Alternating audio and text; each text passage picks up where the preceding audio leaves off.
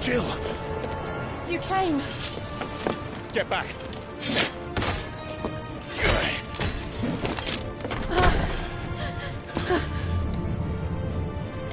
Clive, how did you... I'll explain later. Hands!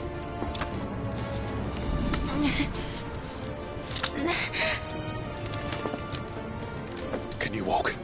Out of here I can.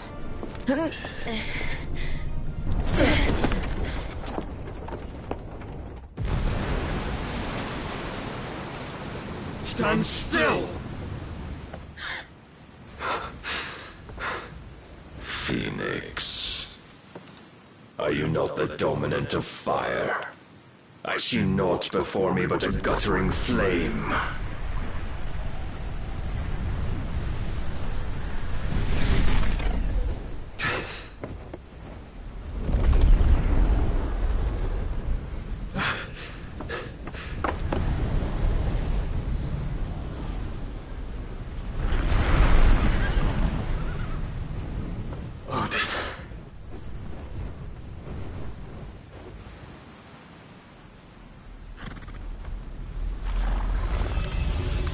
In earnest, then.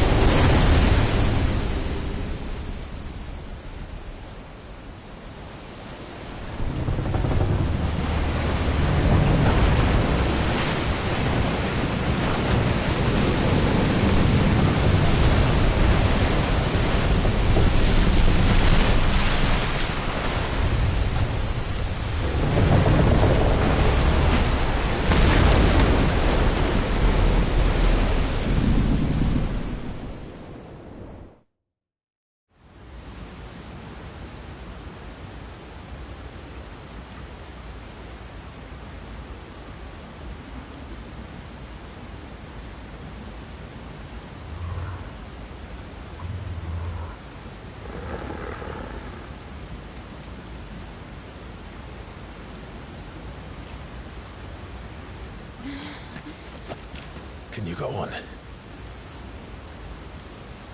I think so.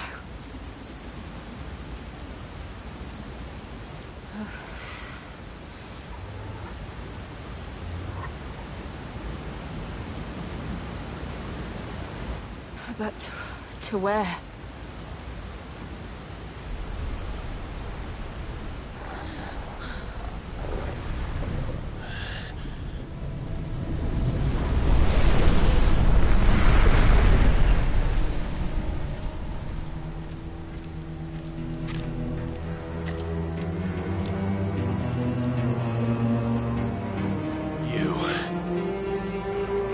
What did you do to Joshua? The Phoenix? Oh, I expect he will survive. This consciousness in which you coil your feeble souls is grown thick with desperation. And thus has my master turned to my blade.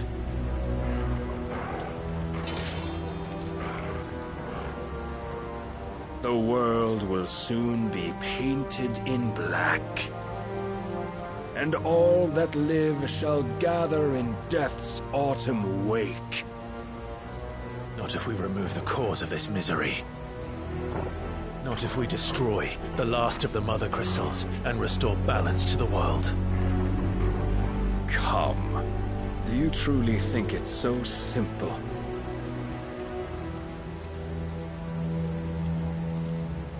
The Blight is inevitable. Not even the Almighty might stop its endless march. Your efforts will avail us naught. Naught, that is, but suffering. You must embrace the truth, Mythos. Accept your place with the Lord. Keep it. As long as there's a chance, there's a choice. Ever led astray by your blind resolve.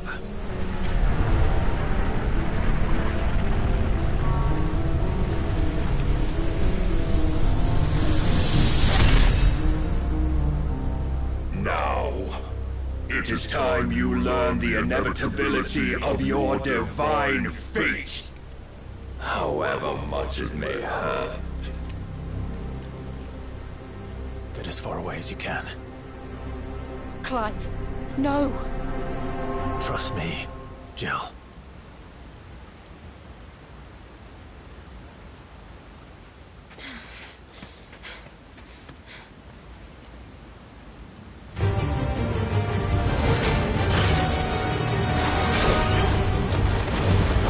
Don't have to do this!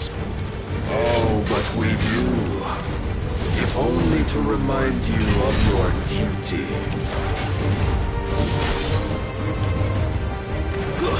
Rise, Mythos. In the short time since our last meeting, you have grown much. Yet as a vessel, I fear my lord will still find you lacking.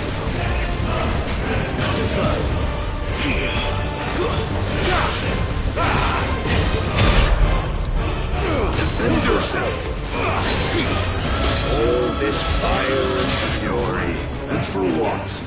Stopping the Blight. A foolish notion fed to you by a foolish man.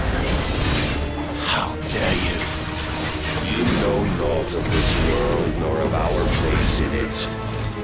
If our fates were so easily rewritten, we would all be gods.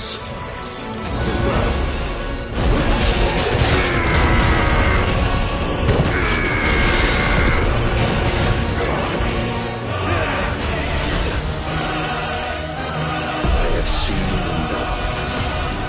If reason cannot sway you, there are other means of persuasion that might.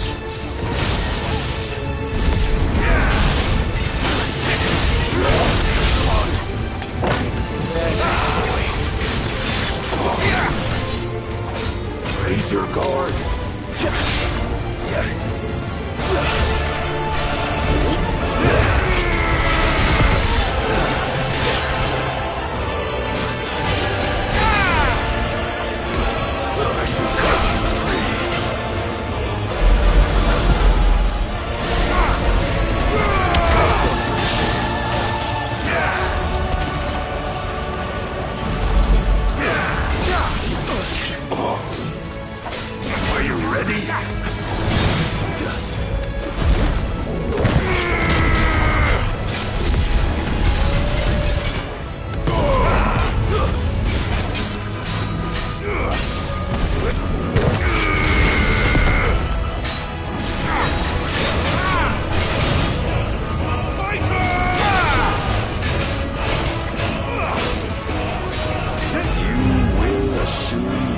mantle you've been given. And thus is the light of hope severed.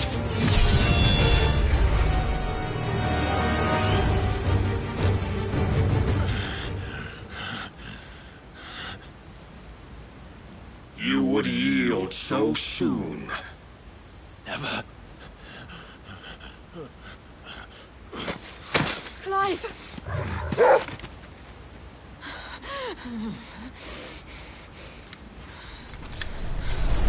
Do you not see?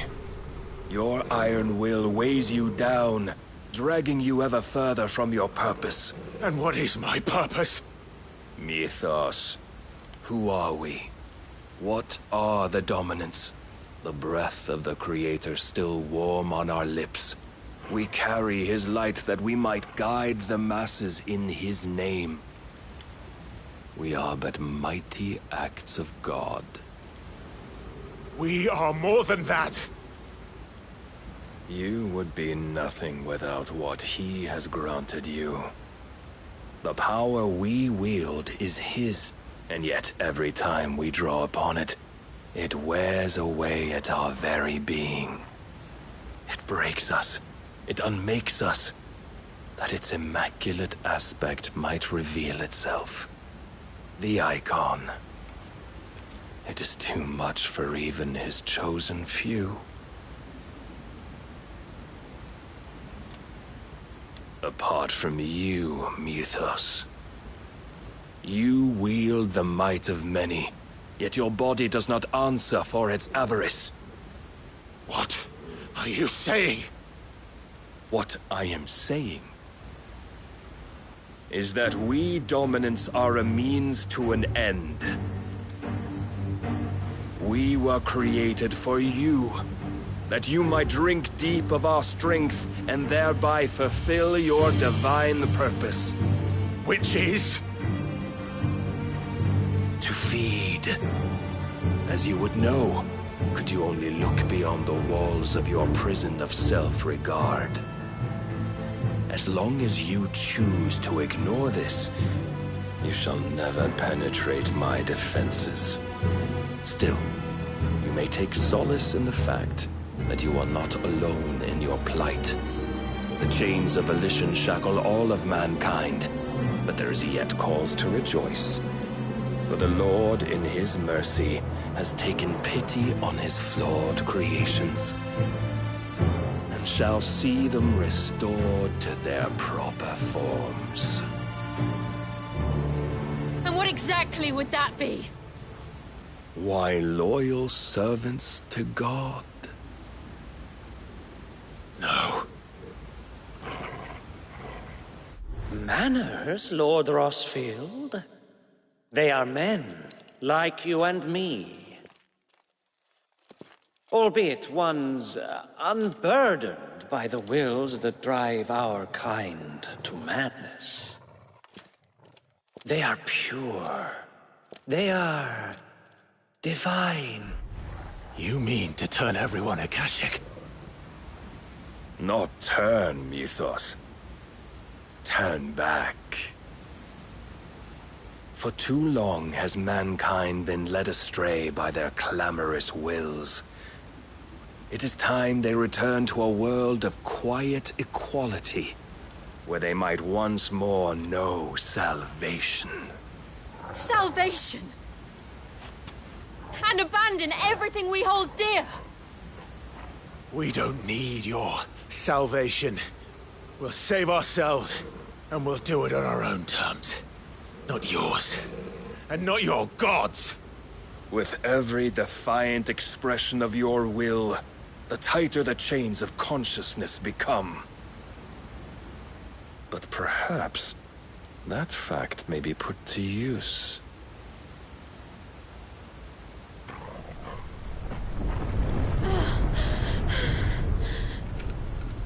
Clive! The faster it binds you to the remaining dominance, the stronger your hunger will become. Until it leads you back to the only answer there ever was. Mayhap not by the path my master intended, but back all the same.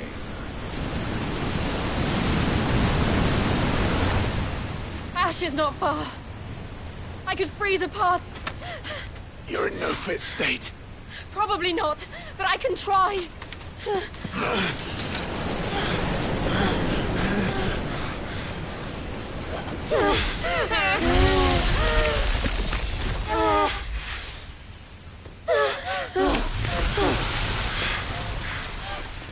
Don't look back!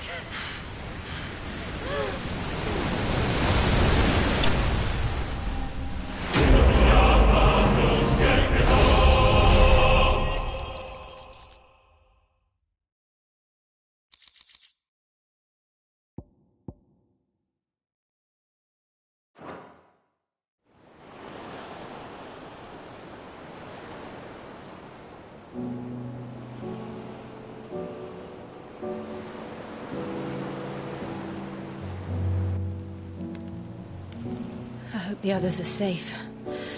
The Enterprise was clear of the gap when we fell. They made it, Jill. And they will have seen the ice where it led. We need only wait till dawn.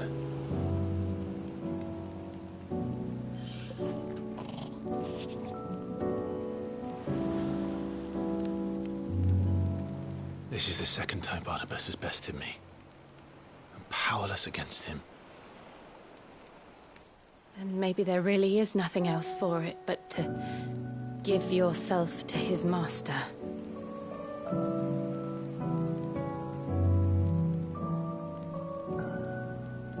Only you won't do that. The Clive I know would never do that. So you believe? But do you really know me? If what Barnabas said was true, then I'm more monster than man. And each time I summon the flames from within, I burn away the things that make me who I am. Do you, though? Think of what you've used that power for. Of all the people you've saved. It doesn't matter how or by whom it was granted, only how you choose to use it. And you've chosen to use it for good, haven't you? I've also used it to kill. What if that's my purpose? What if it's all I'm good for?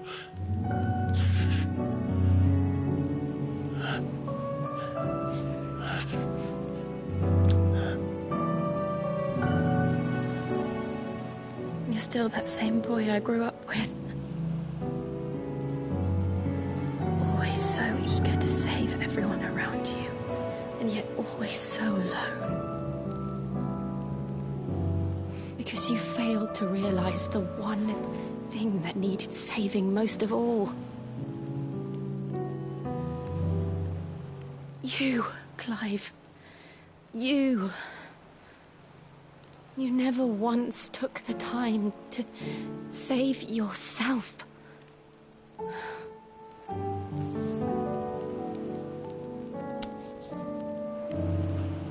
Myself? I think I might be beyond saving. No one is beyond saving. Provided they want to be saved. You fight to survive. And you survive so that you may protect those you love. It's what you do. What you've always done.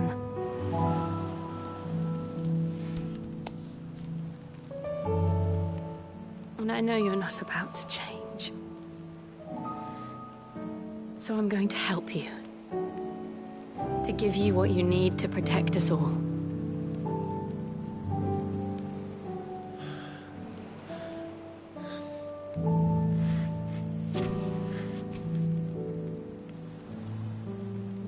Jill. Are you sure?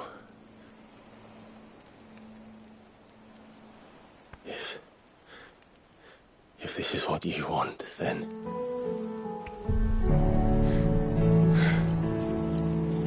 Don't worry, Clive. It is.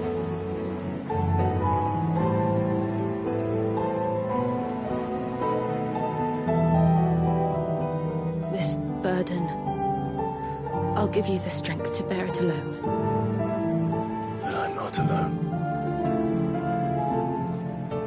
These burdens I carry, my sins, my pain, my sorrow, I see now that they are all a part of me.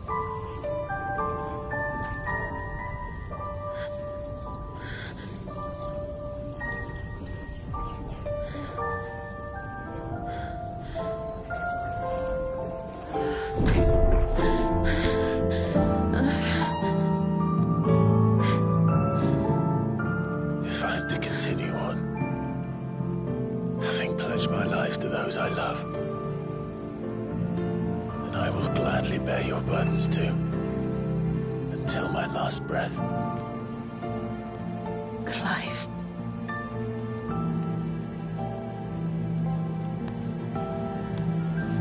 I promise you, Jill. We will find a way to escape this fate.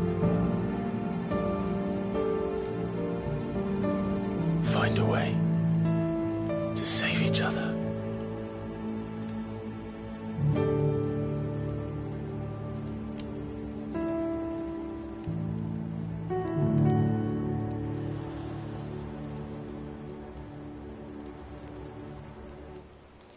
That we might one day look upon the moon again, together.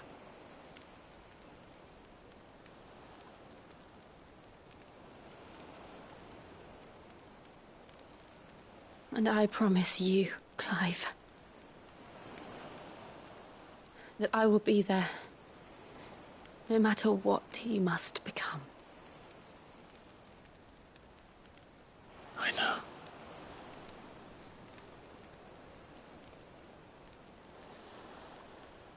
I never thought a smile could bring me so much joy.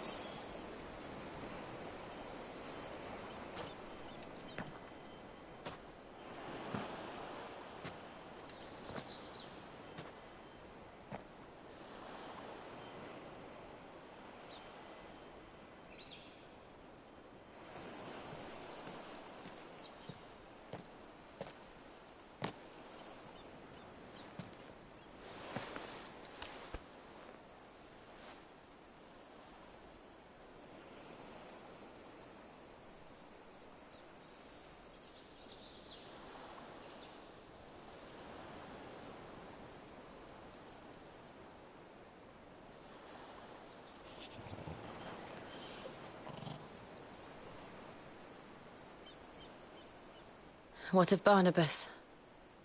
Do we pursue him? No. Our paths will cross again soon enough. Whether we like it or not. Besides, there is something we must do first.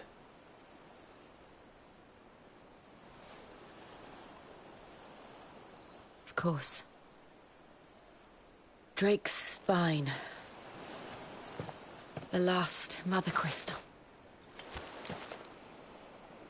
The Einherjar is at the bottom of the sea. Waloed won't dare move on Storm without her. But they know we're coming now. We'll need a plan. And a damn good one at that. Then let's go home and find one. Ash will have to wait.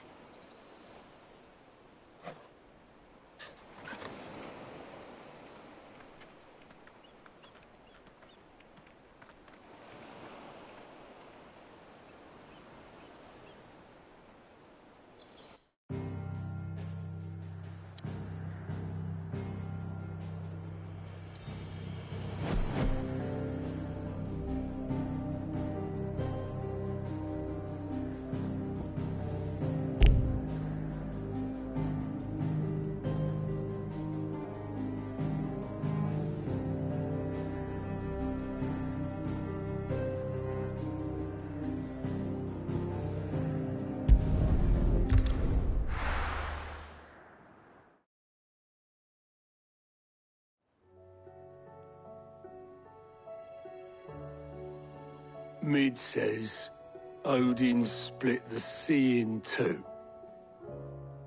She's always been partial to a tall tale. But there's tall, and then there's tall. I struggle to believe it myself. I see your uncle isn't with you. He stayed with the Enterprise. After our brush with the Einherjar, she was in urgent need of repair. And my uncle knows a shipwright in Randalar. We're to join him there when we're ready to sail for Ash. You sure that's wise? Last I heard, the place was still overrun with Akashic. Show me a city where that isn't true. Ultima's plague is spreading. We're running out of time, aren't we? We've done our best to shore up the hideaway. But I doubt a few planks will stop what's coming. Still, we'll keep at it. Every little helps, I suppose. Let's hope so.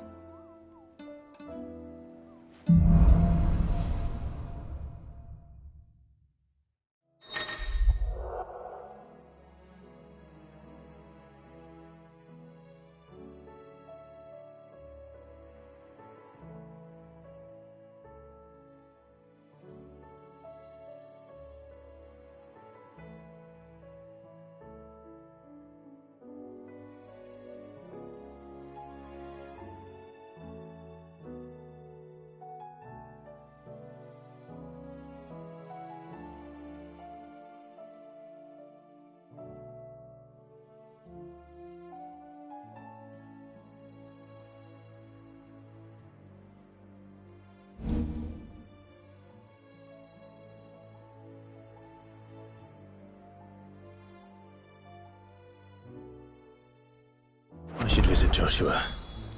Assuming Talia will allow it.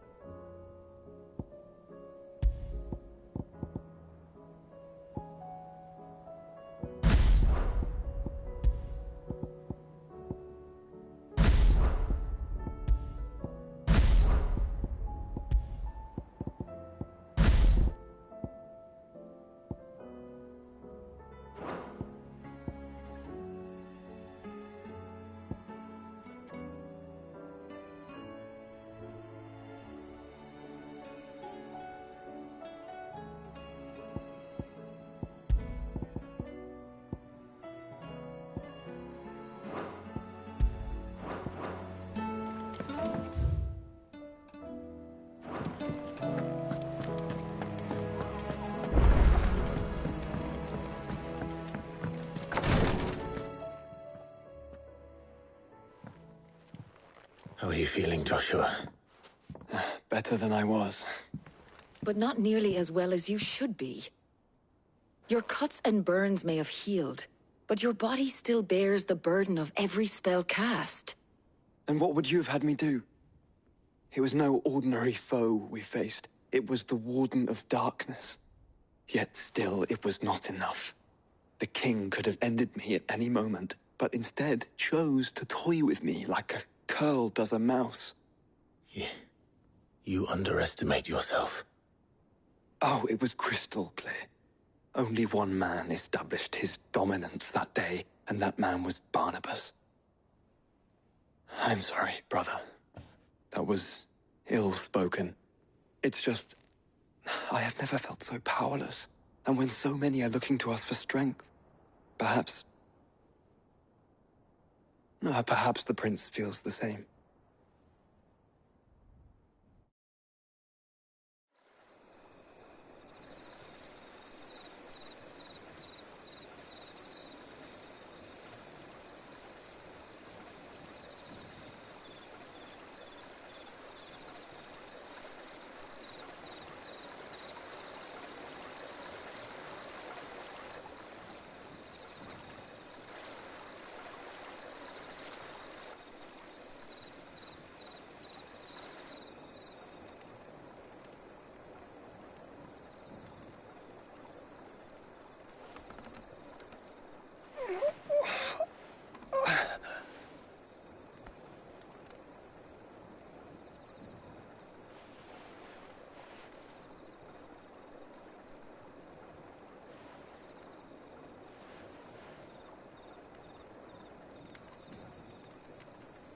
What is this place?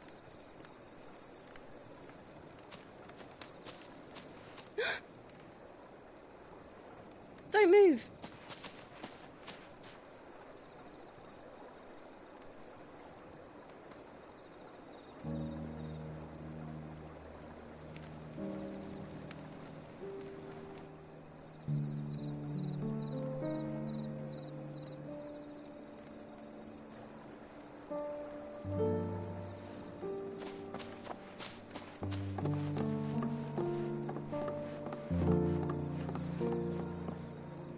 Here, it's fresh from the well.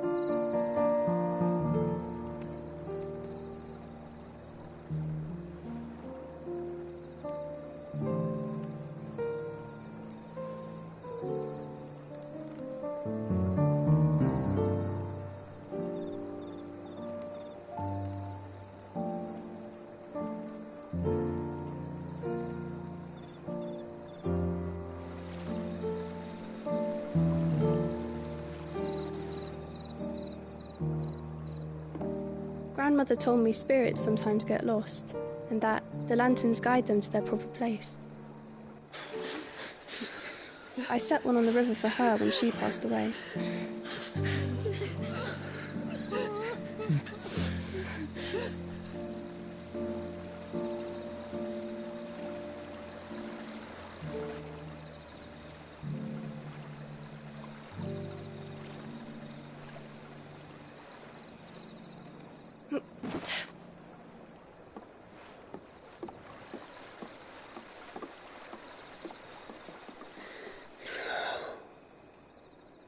The fiend works from the shadows.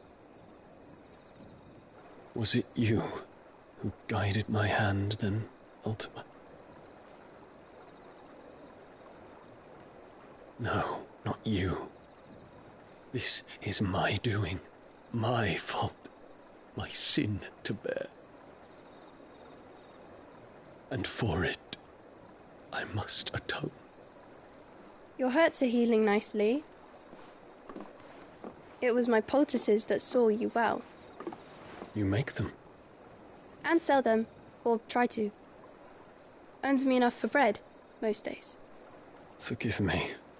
I have nothing to... I know, but I couldn't just leave you lying there.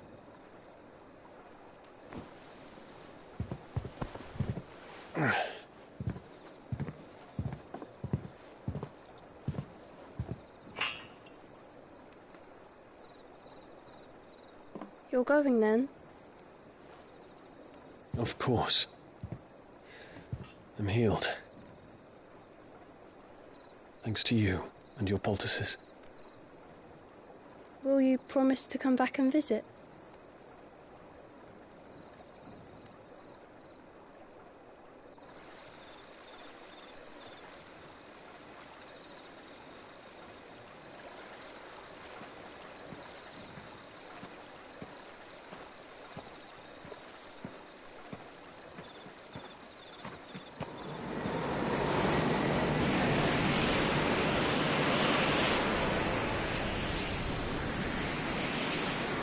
Well, Phoenix, it would seem that I owe you my wings.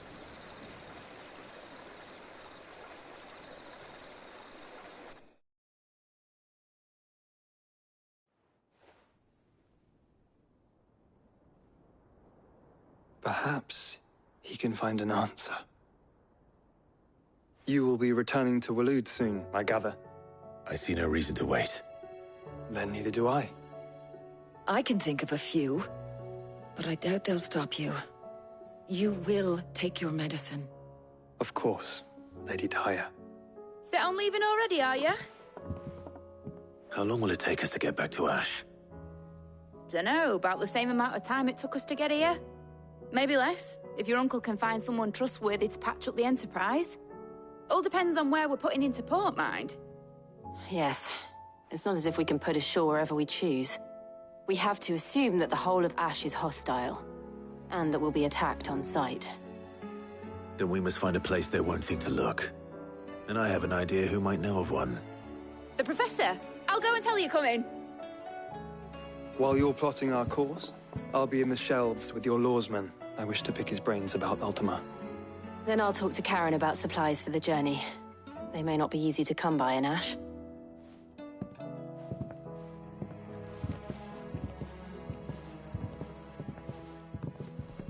Your brother's body won't take much more of this recklessness. You know that, don't you? I do.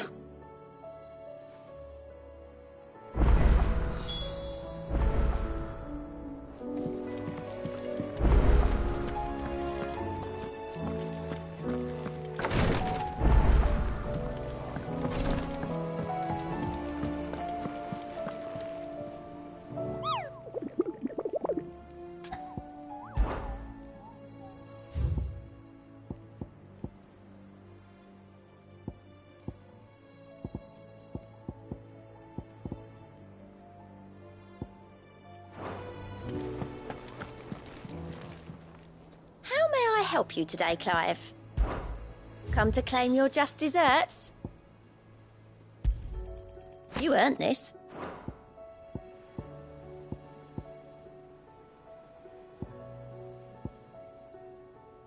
Best of luck out there, Sid.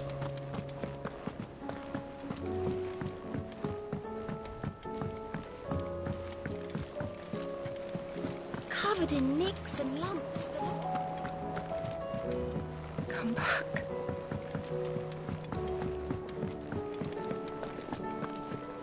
Oh, don't tell me we've run out of Pepio nuts and all. Trouble with your gear, or...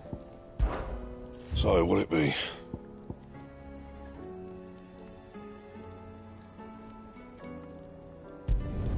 It'd last you a good while. That it? Fine.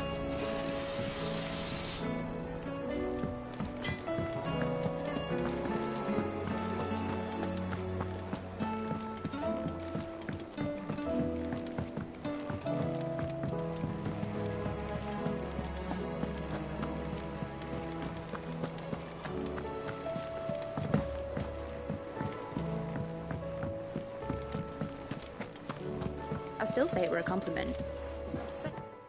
Ah, Clive. I was wondering when you'd arrive. Please tell me you've come to take our young prodigy here off my hands. I'm not here for Mid. I need information on Ash. Then why not ask Molly if you can look in one of her ovens? Go on. As soon as the Enterprise is ready, we'll be setting out for Drake's Spine. And we're going to need a safe place to land. Preferably one that won't see my ship blown to shit and splinters. If it were that easy, do you think Waloed would have resisted invasion for so long? Very little is known of Ash, and the information we do have is spotty and outdated. We have the good King Barnabas to thank for that. Waloed's borders have been closed to outsiders since the day he seized the throne. If there is anywhere safe to land, you won't find it on my map. Then tell us what we will find. I'm sure you know better than we do. But no splinters. All right. If it will get you out of my hair. But interrupt me, and it's over. Understood?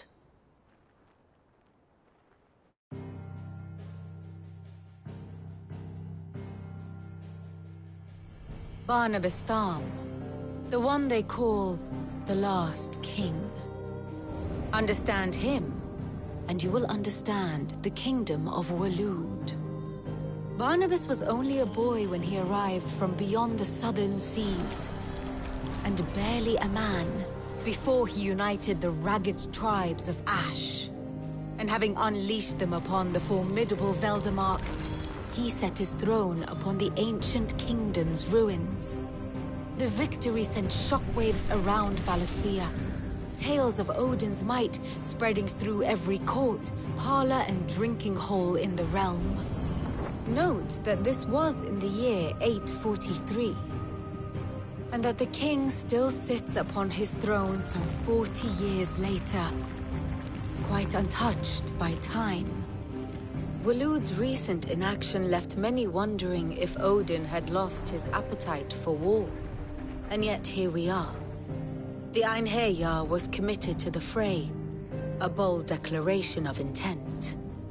Orcs swarm around Drake's Fang, and throngs of Akashic haunt Canva's streets. Though how precisely the havoc they wreak serves Waloed remains unclear. Regardless, if the order to attack truly came from King Barnabas, then one thing is certain.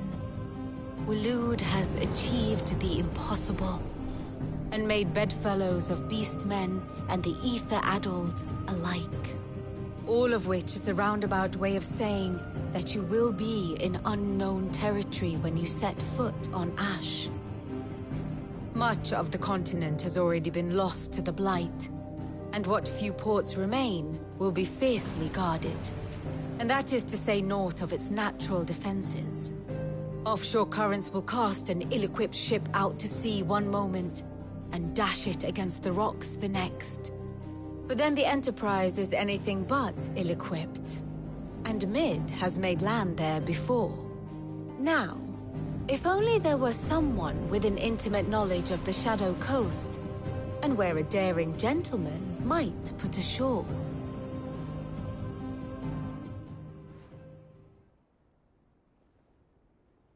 You see, Clive, you had the answer all along. Do you think you can get us back to that beach, Mid? Picked you up from it, didn't I? Not that it were easy. The currents were a right bastard. But then, if it wasn't hard, it wouldn't be worth doing, would it? Well said. Thank you, Lady Vivian. If a few morsels of common knowledge and a sprinkling of tavern talk are worthy of your thanks, I wonder what genuine intelligence might earn me. Probably more visits. Mid, I need everyone in the ale hall now. I'll fetch Joshua from the shelves. Aye, aye, Captain.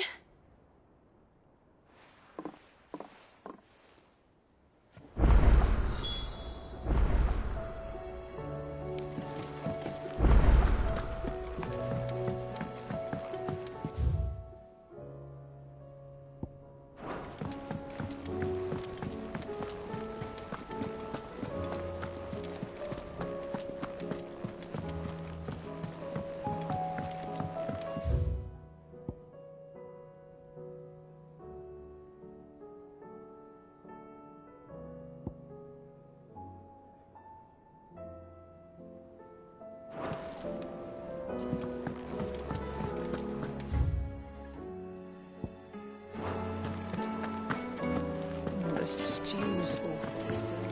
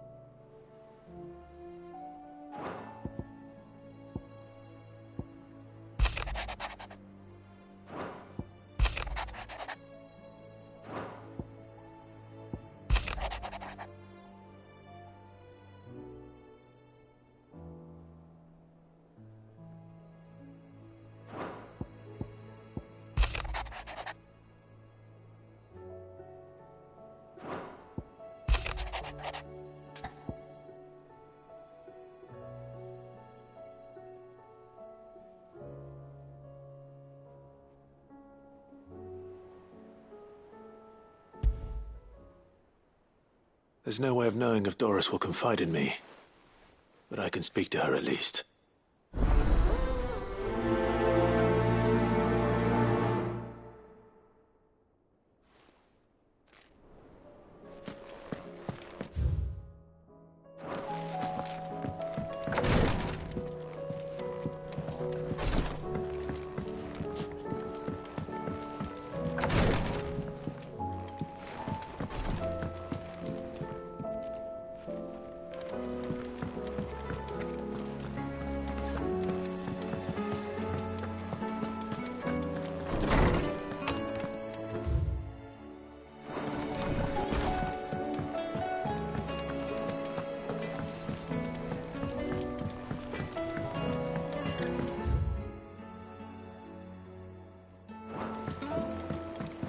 Tried Molly's lemon tarts? Lady Carrot.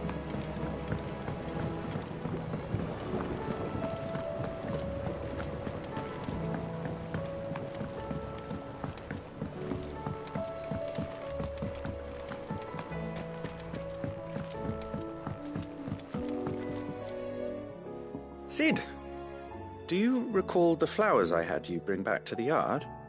Vaguely. Is something wrong? I'm afraid so. I was able to get most of the Morganbeards to take root, but they rarely flower.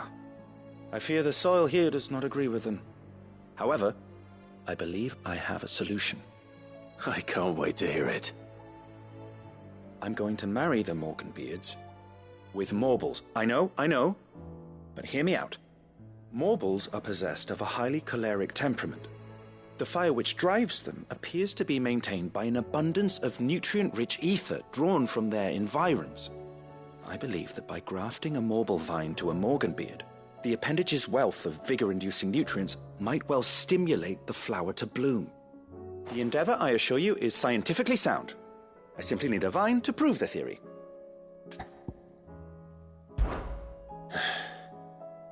And all you need is a single vine from an ordinary Morble.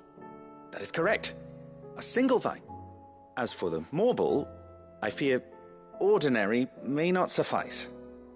But, as luck would have it, a most extraordinary specimen is rumored to haunt the swamps of Rosaria. Why, a notice concerning this very creature was only recently posted on the hunt board. How timely. Well, I shan't keep you any longer. I know you have much to do. As do I. Now, where did I put my watering can?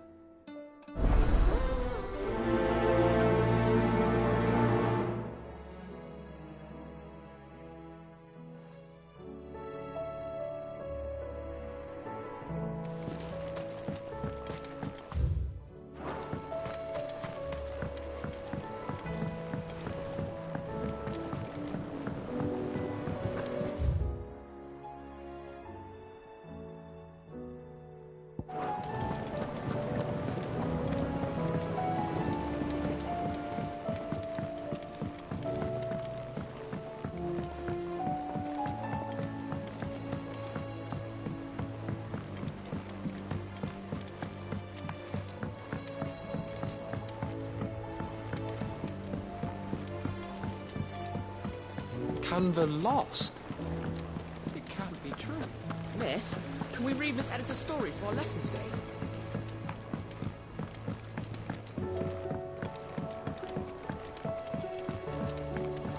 How was she? The Enterprise. Ah, Sid. Just the man I was hoping to see. Did you have a mo? Don't tell me. You need more bomb ash. Oh no, we still got plenty of that left. I'm working on bringing another one of the Chief's designs to life. This time, it's a new smelter. It's got a reverberatory hood over the top for additional thermal amplification and a system of reciprocal recirculatory regenerators that let's just say it gets very blimmin' hot. A heck of a lot hotter than anything Blackthorn's got in his forge, that's for certain. Only Mithril engines get hotter, and you can't chuck ore in one of them and get metal out the other end. Trouble is, we won't be able to make out of any old rubbish, neither. We need the good stuff. And I hear you once helped Helena get her hands on exactly that. Any chance you could help me too?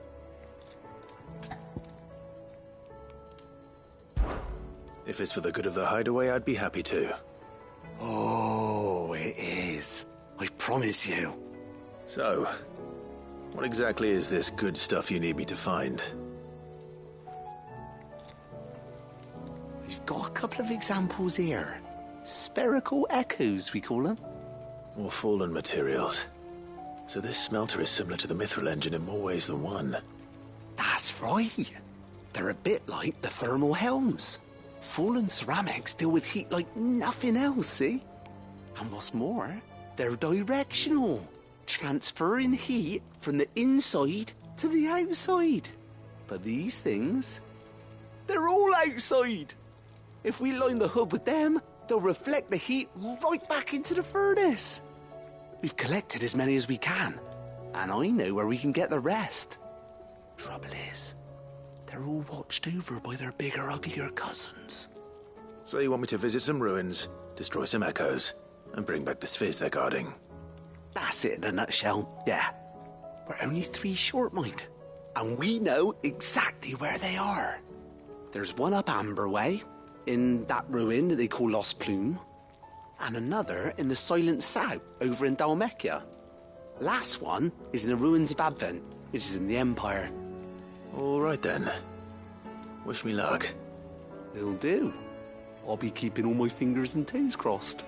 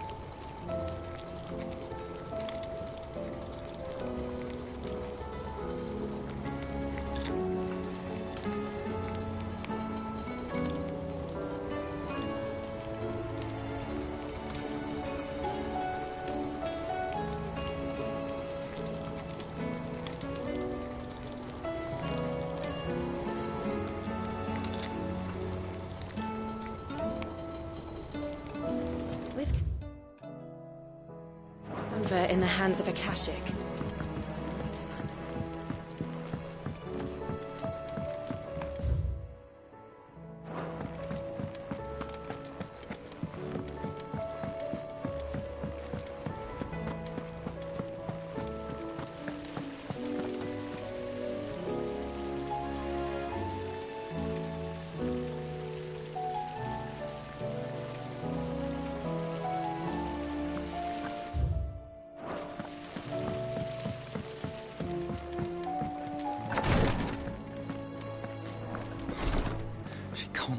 Glory to Greagor. There you are. And not a moment too soon. What's happened? Tya's busy working herself into an early grave. Since the arrival of her latest patient, she's refused to stop, even for a moment. I've tried offering to see to him in her stead, but she won't hear of it. Clive, she hasn't left the infirmary in days. She's pushing herself too hard. And if she doesn't rest soon, will you talk to her? Order her to her chambers if that's what it takes. Because if she keeps this up, I fear the hideaway will be without its best physica before too long. I know better than to order Tya to do anything, but I'll speak to her. Oh, thank you. I pray you have better luck than I did.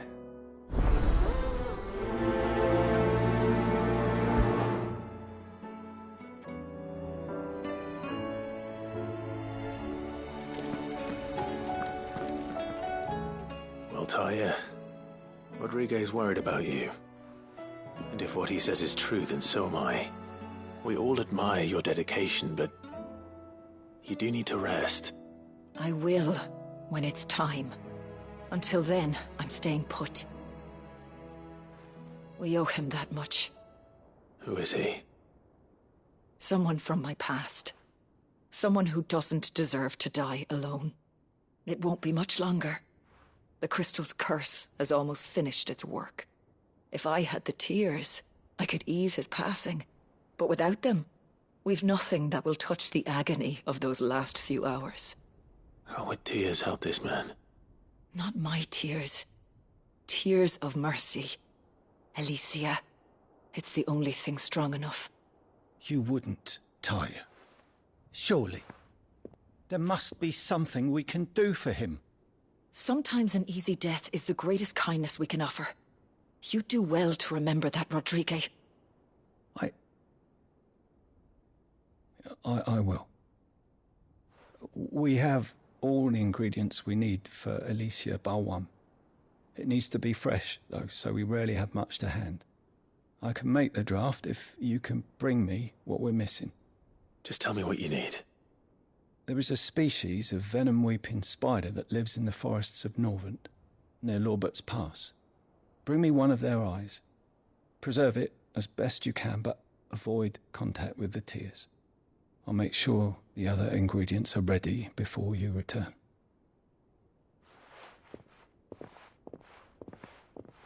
Thank you, Clive. I won't forget this.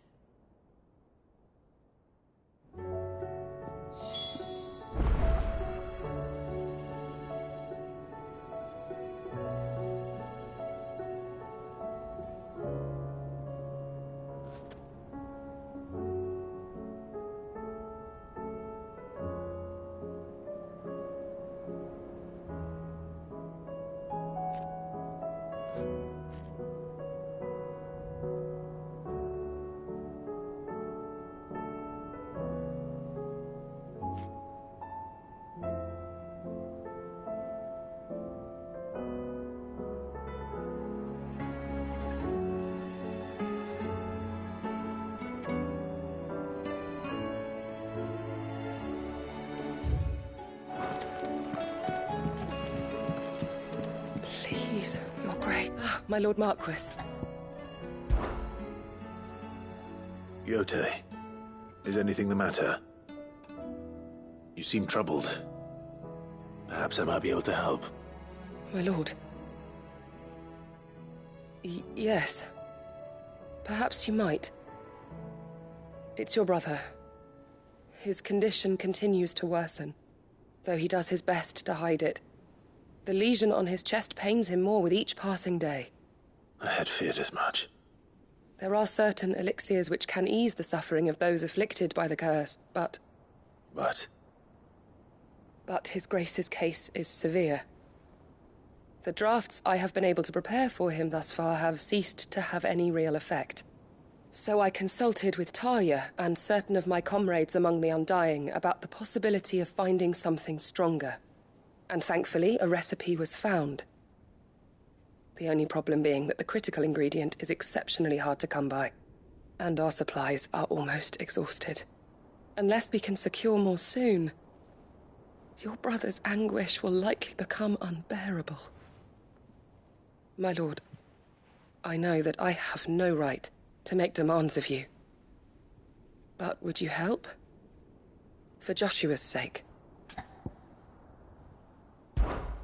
for Joshua, anything. Thank you, my lord.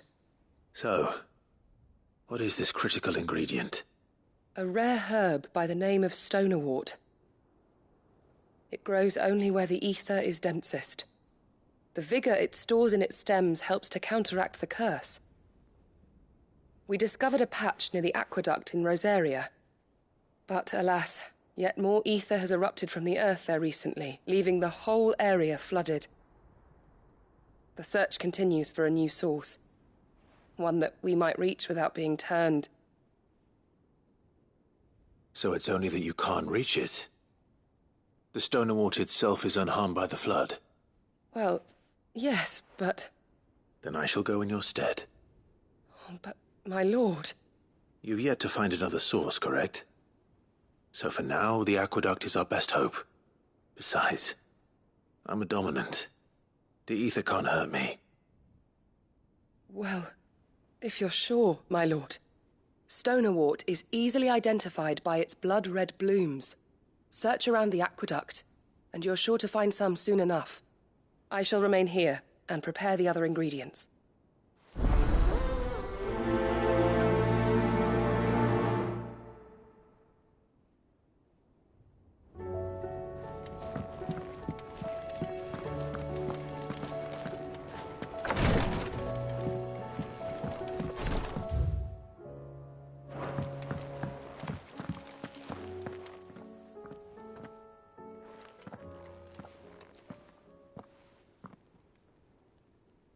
Where are you?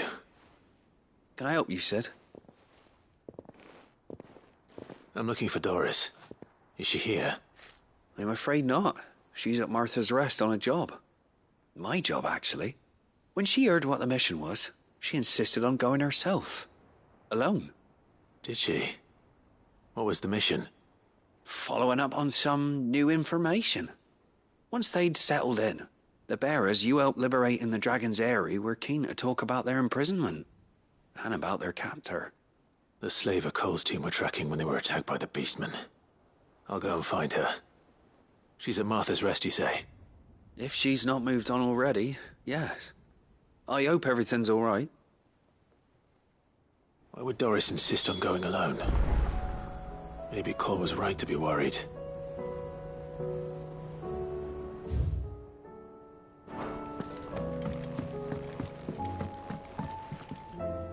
All right, Clive. Blackthorn told me you helped him out again. Tough for that. Speaking of which, I'm actually a bit, Worried about him. And you want my advice? afraid so. It's a bit of a funny one, this, but I saved this posh knob while I was out on a mission, and he gave me this flashy ring to say thank you. So, obviously, I show it to Blackthorn, thinking he'll be impressed, only for him to go white as a sheet and quiet as a curl instead. Try as I might, I can't for the life of me work out what could have got him upset like that.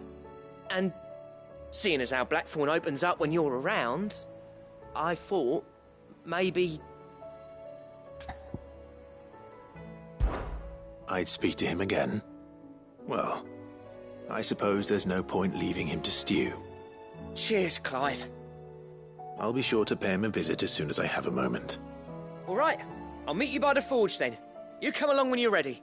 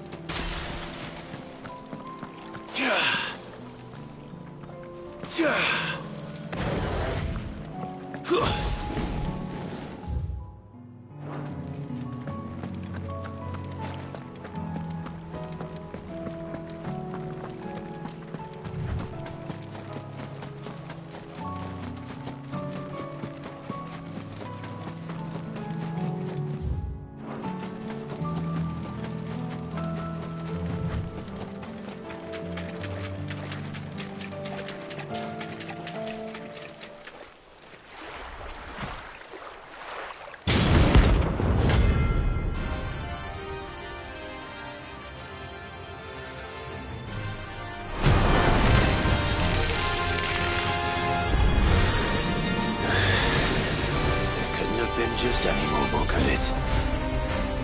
Right then.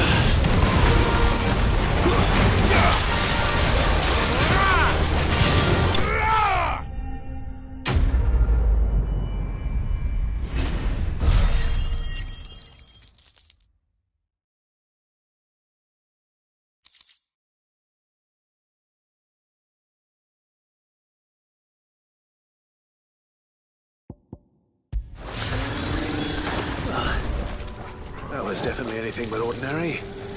Now, let's get this vine back to the yard.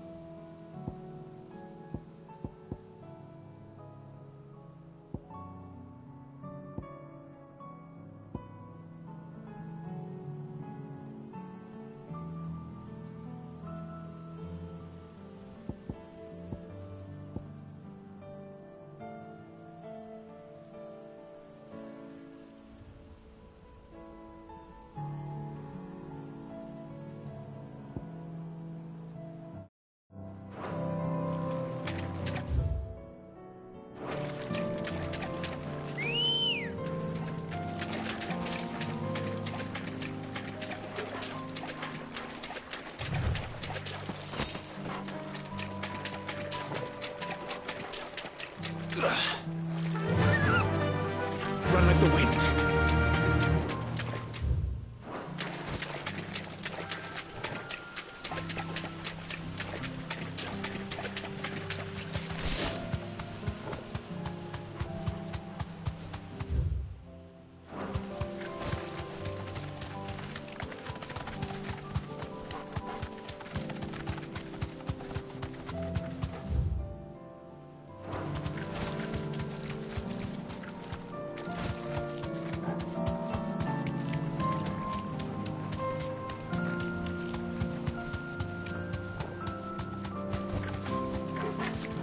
Here's the aqueduct. Now to find our stonewort. Yote mentioned blood-red petals. Just my luck. Well, won't be picking anything till they're gone. There's only one thing for it.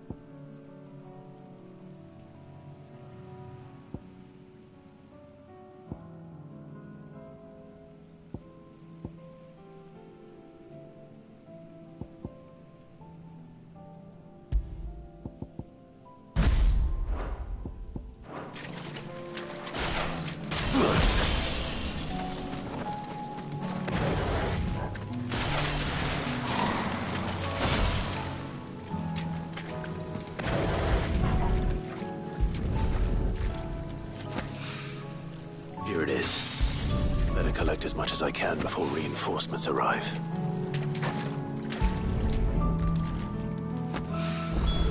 All right.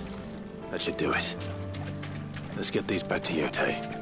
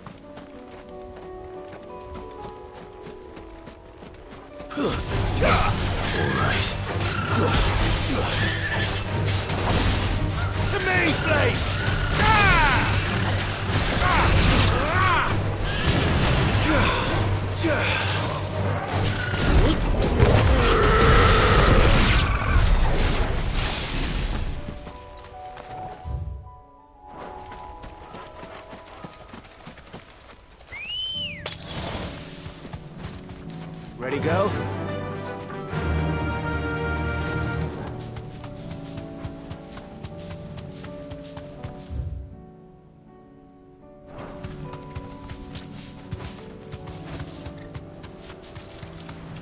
Damn it. The whole village is turned.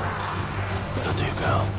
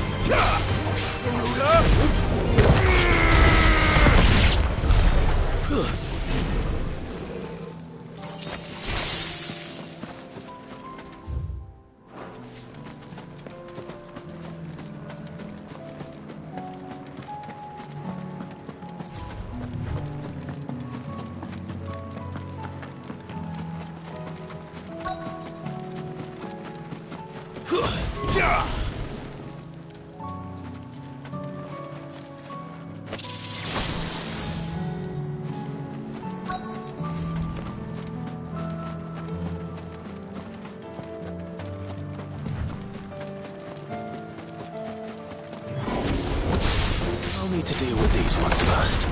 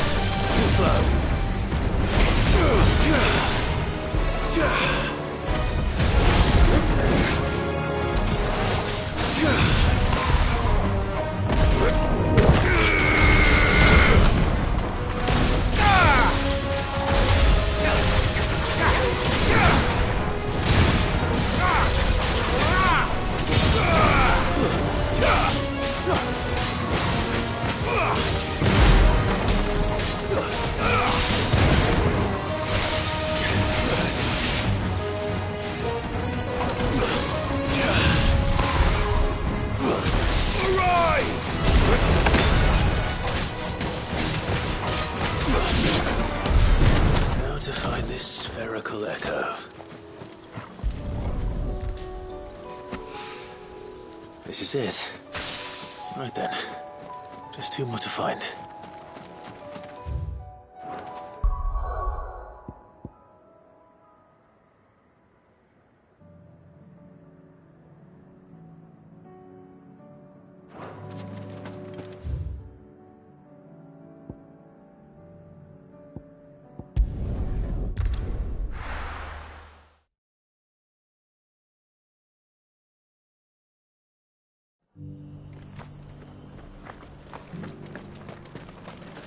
Laura should be somewhere nearby. Assuming she's still here.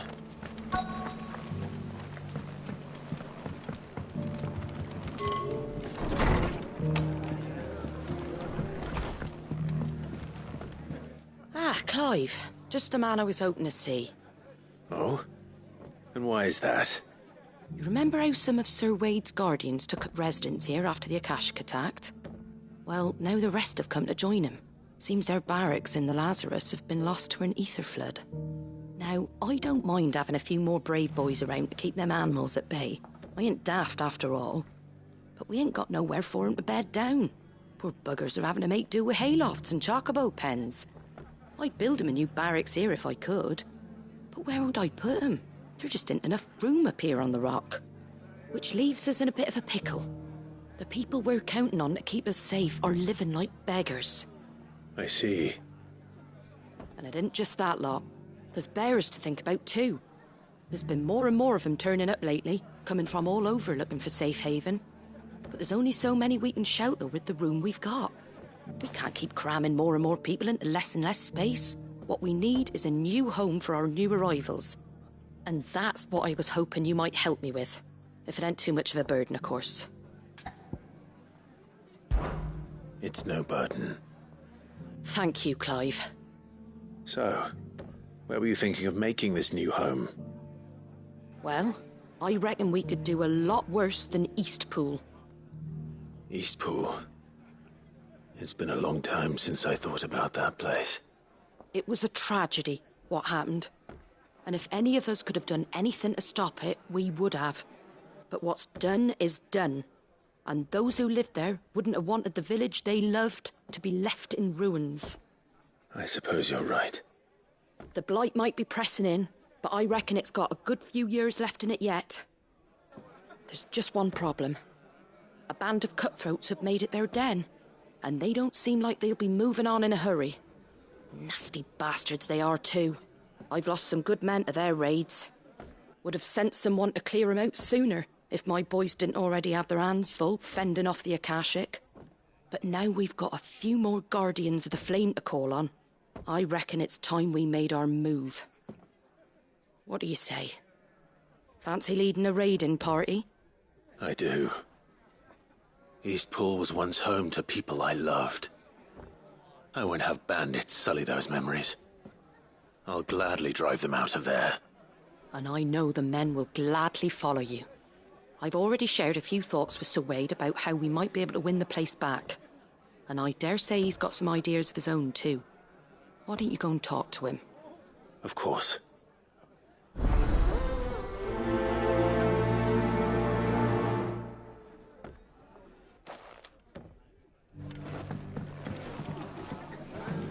All right, Sir Wade.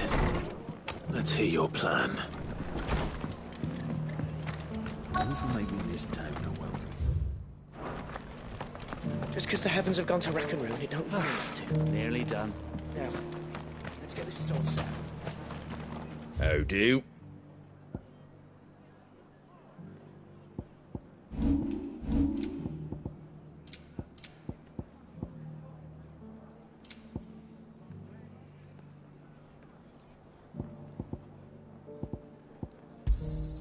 There you go.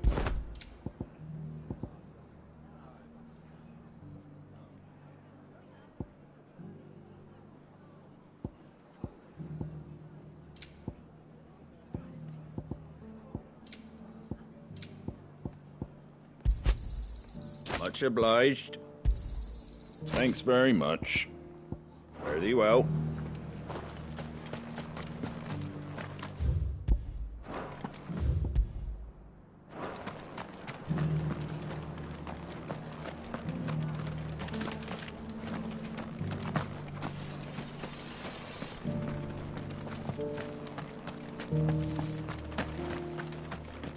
It doesn't still hurt, does it?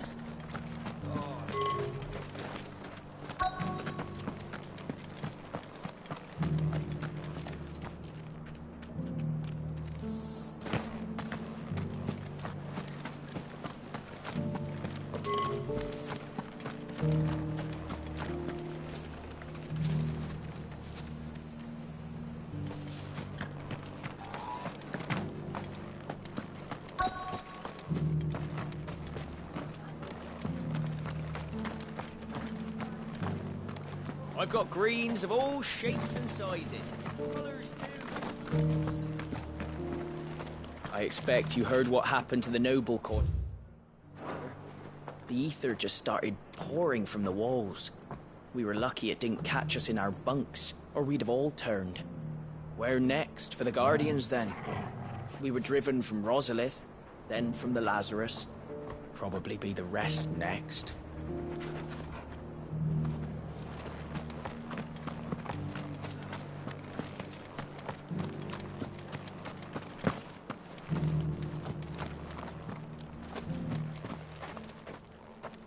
It's been a pleasure, Doris.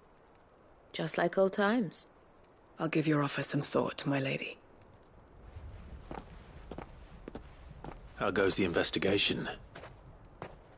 Cid, what brings you to Martha's Rest? You. I heard you were out here on your own, tracking our slaver. I trust you're being careful. Of course. And it had to be me. The bearers from the Dragon's Eyrie confirmed a long-held suspicion of mine that the slaver we've been tracking is an old acquaintance. She's no fool. If we'd come in force, she would have spotted us straight away, and then vanished without a trace. That was her just now, wasn't it? So, was it a fruitful reunion? I'd say so. She tried to recruit me. Seems her time in Rosaria is coming to an end. She's abducted bearers from across the region and is looking to smuggle them back into Sanbreque. After her brush with those beastmen on the road to Northreach, she hired herself an Imperial escort, which she wants me to join. She's dangerous, Cid, but I think I can stop her. Then I'm going with you. I'll take care of the escort.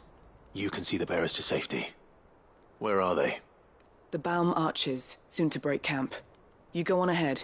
I'll follow once I've sent word back to the hideaway.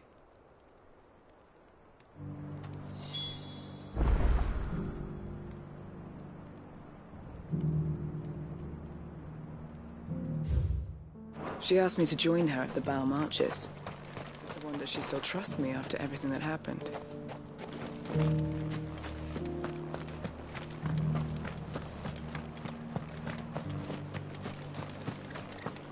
I'm all for making this town a welcoming place. So, Wade, it's good to see you well. And you, Lord Rosfield. And you. I spoke with Martha.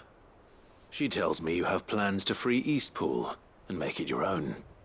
That's right, though it was mostly her idea. I rather fear my men have been treading on her toes somewhat since joining us, not to mention each other's. And then there are the bearers, men and women who found the courage to flee their masters and sought refuge here. We need somewhere to settle them, and I can think of worse places than Eastpool. As can I. Which is why I agreed to help you win it back. That's very kind of you. I'd be most grateful if you would. With you beside us, we shall soon send that rabble of rogues running for the hills. So, what can you tell me? That thankfully there aren't too many of them. Fewer than a dozen at our last count. And rather less, thankfully. The road that leads there will more than likely still be crawling with Akashic. A small force would suffice to clear the village, but if the Akashic were to follow them in, that force could end up trapped between a rock and a very hard place indeed. I'll head into Eastpool and deal with the bandits. You and the Guardians can stay outside the village and fend off any Akashic who come too close. Make sure I'm not taken unawares. I can't ask you to bear all that risk yourself, my lord. The Akashic are the bigger risk. I can handle a few bandits. Well, if you're sure, I shall summon my men at once. Shall I wait for you here? No need, my lord. You go on ahead. We'll be with you before long. All right. I'll meet you at Eastpool then. We shall see you there. And may victory await our coming.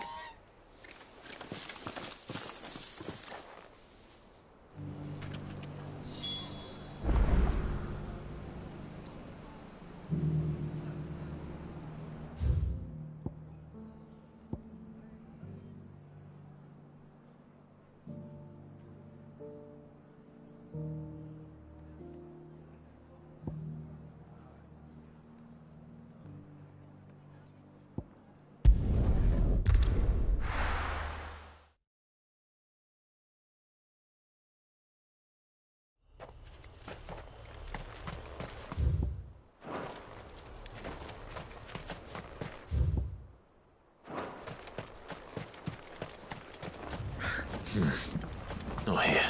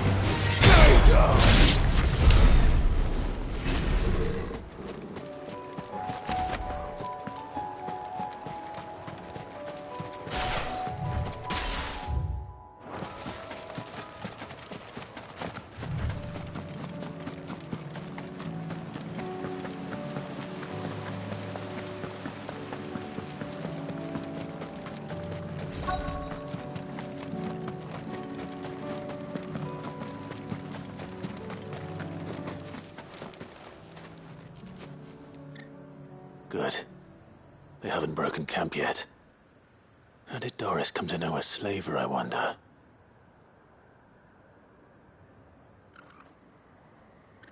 We've waited long enough. She's not coming. Ready the bearers. We're leaving. Back to civilization, is it, Mom? With all haste, lest any of you lackwits start talking like these feckless bumpkins. I presume your men are ready. We've suffered too many delays as it is. Any more, and I'll be docking your pay. Yes, Mom. Oh, but before you go, it appears we have company. Kill him. You're welcome to try.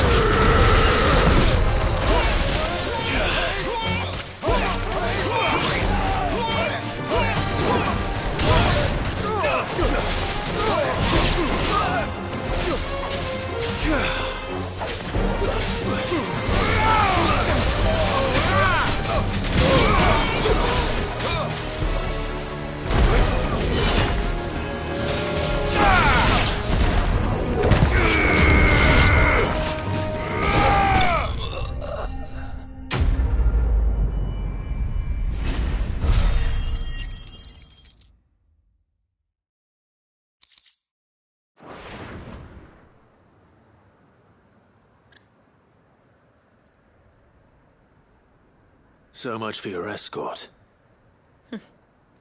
You'll forgive me for not avenging my men. I'm not the swordswoman I used to be. I surrender. Do with me as you wish, Cid the Outlaw. Cid! Ah, Doris. I take it you're not here to rescue me from our brooding renegade? You know, I always wondered where you'd vanished to. But casting your lot with this criminal of all people... Better fighting for a cause than killing for coin. I'm sorry, Cid. I should have told you sooner. This woman, my former master, once trained bearer children to be weapons in service of the highest bidder. She raised me like a daughter, and I did terrible things to earn her favor. It wasn't all terrible, surely. We had our fun, too. You were always so eager to learn, and had such clever hands. All my other children took either to the blade or to the books. Always either or. But you proved yourself a master of both. That's why I kept you for my own. How about it, my little dagger? Care to swear that blade to me again? I never swore my blade to you, nor will I ever. I fight for a higher cause, to liberate the bearers of this world. Farewell, Master. Thank you for making me the weapon I am. You always were a righteous child. Perhaps that's the reason I loved you so.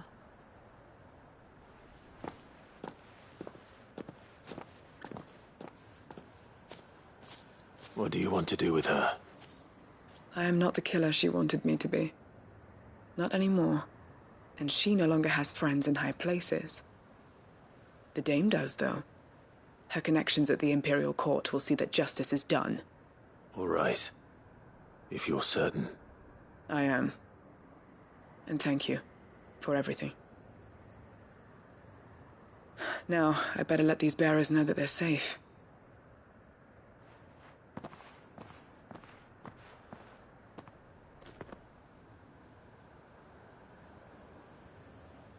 And I should head back to the hideaway and put Cole's mind at ease.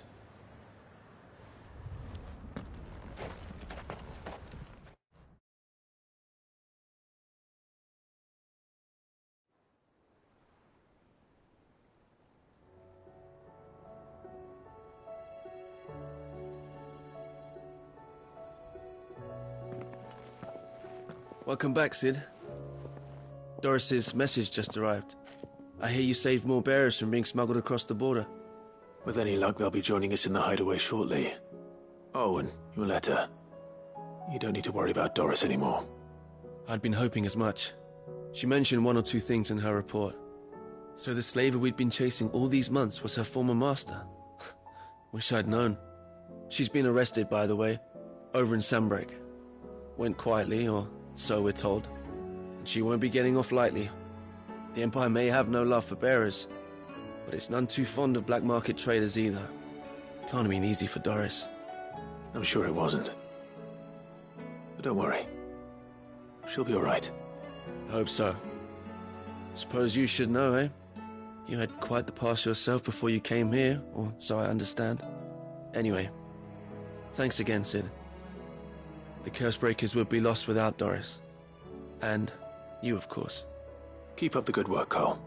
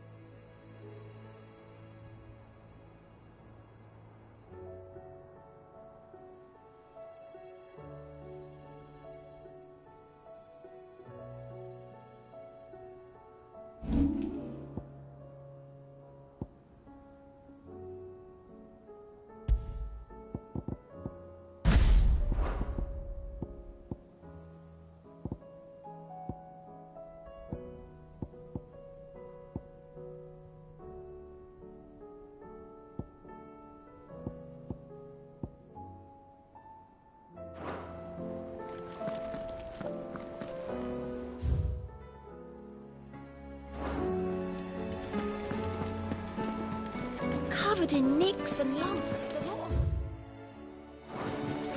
It's a wonder they can still walk.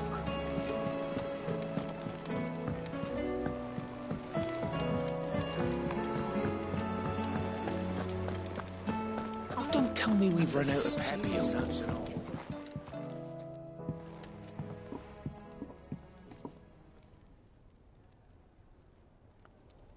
Bloody hell, Clive. Not this again.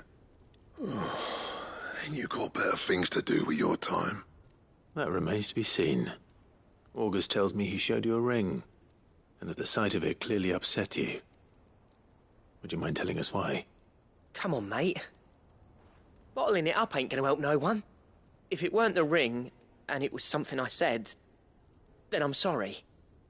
It was the ring, right? It brought back some unhappy memories, that's all. Memories better left forgotten. Memories of what? There are things we'd all rather leave behind, Blackthorn. But sometimes it helps to talk about them. And sometimes it doesn't. Is that so hard to understand? Don't be like that. Fine. If it'll get you off my back. That ring you flashed was the work of Zoltan. We apprenticed together, back in the day. You've never mentioned him before. Why would I? Ain't seen him in decades, and the last time I did, we almost came to blows. The ring brought it all back. I could tell it was one of his the moment I saw it. Bastard's improved, though. More than I thought possible. That thing's a work of art. So it was a nice ring. Worth a few gil, maybe. What's it matter to you? It matters because engraving metal's a nightmare, and I've got no bloody idea how he managed it. The fact is, I couldn't make anything even half that detailed. So what? You're an armorer, not a jeweler. I'm the Hideaway's master craftsman. I'm not stealing a living at some backwater village forge. My armor keeps you lot safe, and my swords keep you dangerous. As far as I'm concerned, every swing of my hammer's another blow struck in the name of our cause. So I put my heart and soul into my work.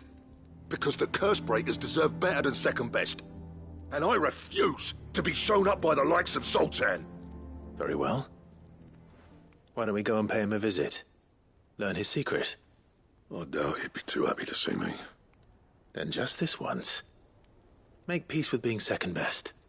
Swallow your pride, and focus all your energies on the task at hand. Keeping the Cursebreakers armed and armored. Provided you can do that, you'll hear no complaints from me. But if you can't, and it's going to distract you, we need to do something about it. What'd you say, Blackthorn? You know he's right. And it's not like you'll be going alone. All right. Magic. So, where do you reckon old what's-his-name is then? Zoltan, was it? In Dravozd, my old village. He won't have left. He's the chief. Dravozd, eh? That rings a bell. Not far from Tabor, right? Just north of the fields of Carava. Got that, Clive? Meet us at Dravozd as soon as you can, yeah? And I'll make sure Blackthorn don't get cold feet. Good luck with that. I'll see you there.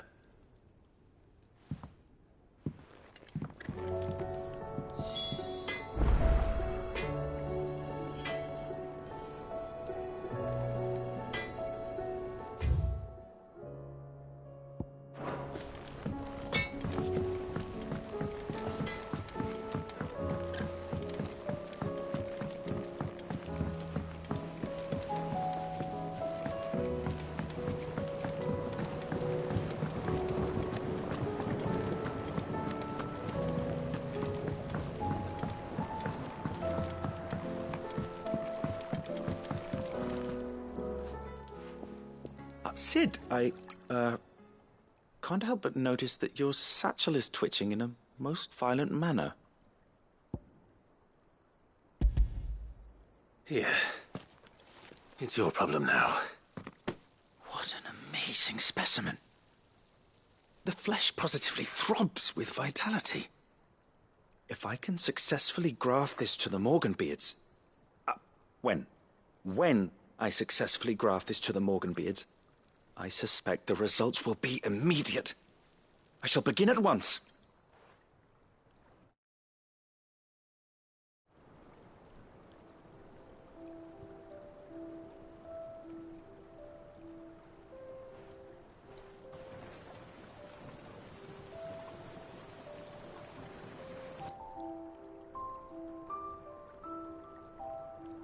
It is just as I hoped.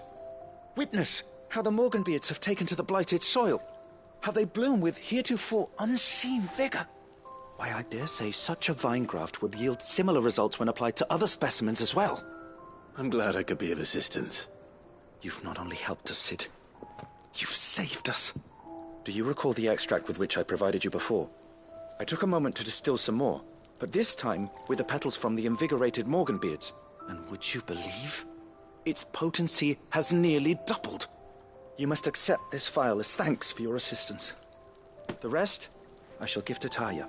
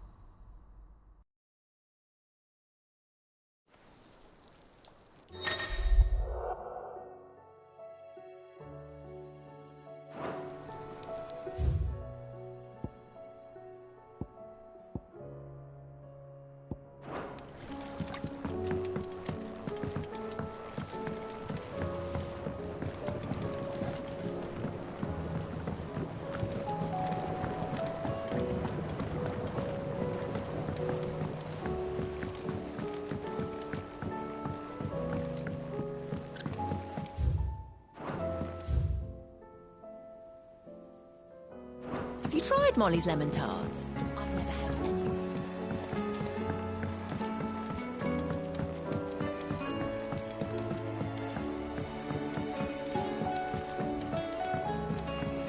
Canva lost? It can't be true.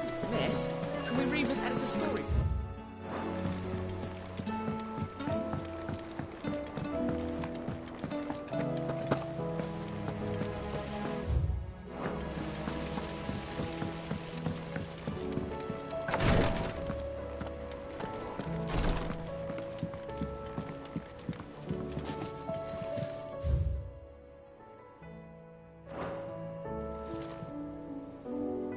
Yotei, I brought back all the stone and wart I could find.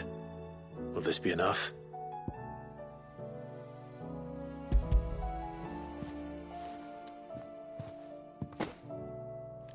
Yes, my lord. Thank you. I'm sure it will serve us until we can find another source. I'm very glad to hear it. You and His Grace are very much alike, you know. You think only of how you might help others, and never of the danger to yourselves. No more than you have minding my brother. You've risked a lot for him, and I thank you for it. I am honored that you should say so. But I beg you, my lord, do not give too much of yourself for the sake of others. We could not afford to lose you. I'll keep that in mind.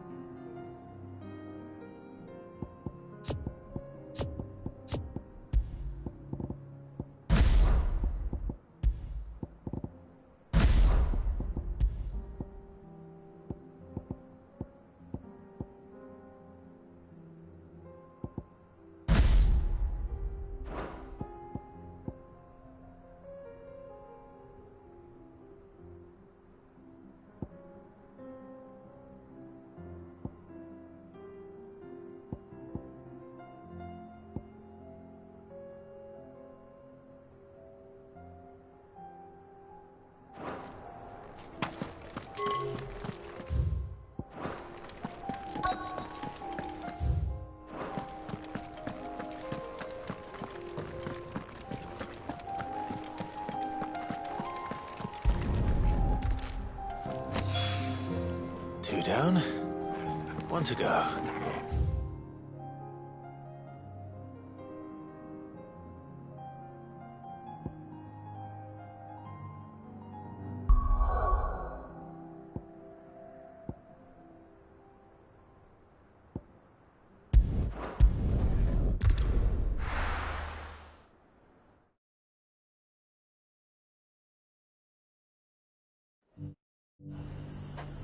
There's a lot of road between here and the capital.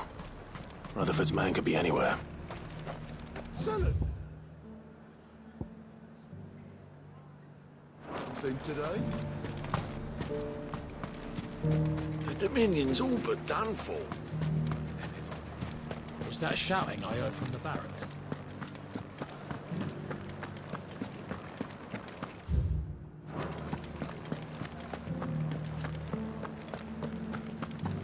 And you're just gonna fall into line? I don't trust this Duke. Oh, Clive. What am I to do? My wards and I may soon be without a home. What's happened? The High Cardinal has descended from his lofty throne and taken up residence here in Northreach. The High Cardinal? Leader of the Council of Elders, second only to his Radiance at the head of the Imperial government. Not that any of those things still exist. Now he goes by his noble title, the Duke of Oriflamme. And what does he want with Northreach? He wants to transform it into a military stronghold, a foundation upon which to build a new Sambrec. He's already secured the support of the various army remnants, with promises that they shall be afforded the respect they deserve in his empire. One built on the confiscated property of the people. He would rob the populace to pay for it. Believe me, I have used every means of persuasion to discourage him from this folly. But for whatever reason, he will not listen to me. What does Captain Philippe make of this? When the town was under attack, it was him the soldiers rallied around. Couldn't he use that influence again? How? By speaking out against one of the most powerful men in Sambrec. A man whose stated aim is to revive the empire Philippe's comrades swore to serve, and to improve the soldiers' lot within it. The captain can offer them a regular supply of gruel, and an occasional trip to the Vale to help them forget the terrors they face each day. The Duke offers them a vision of strength and safety. No. Any attempt to incite mutiny would cost Philippe the support of his men, if it did not cost him his life. But given the mood around town, mutiny may yet be unavoidable. The people have little appetite for further deprivation, least of all when it serves only to elevate others. Who could blame them? Clive, would you appeal to the Duke on my behalf? For your services to Northreach, you have the respect of the soldiers, and they will take you to His Eminence if you ask them. And unlike Philippe, no bonds of loyalty prevent you from speaking your mind to the man. Well, will you try? You could hardly fare any worse than I did.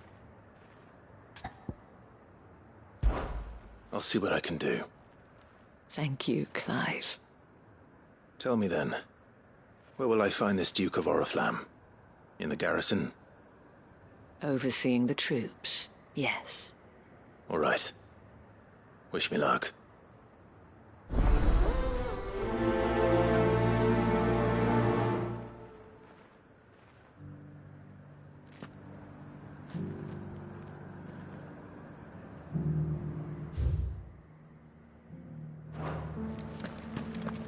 I may have met this Duke before.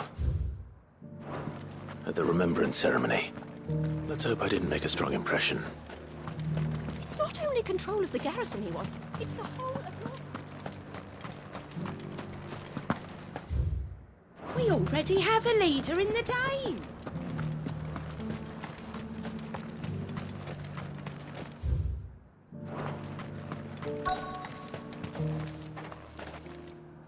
Halt!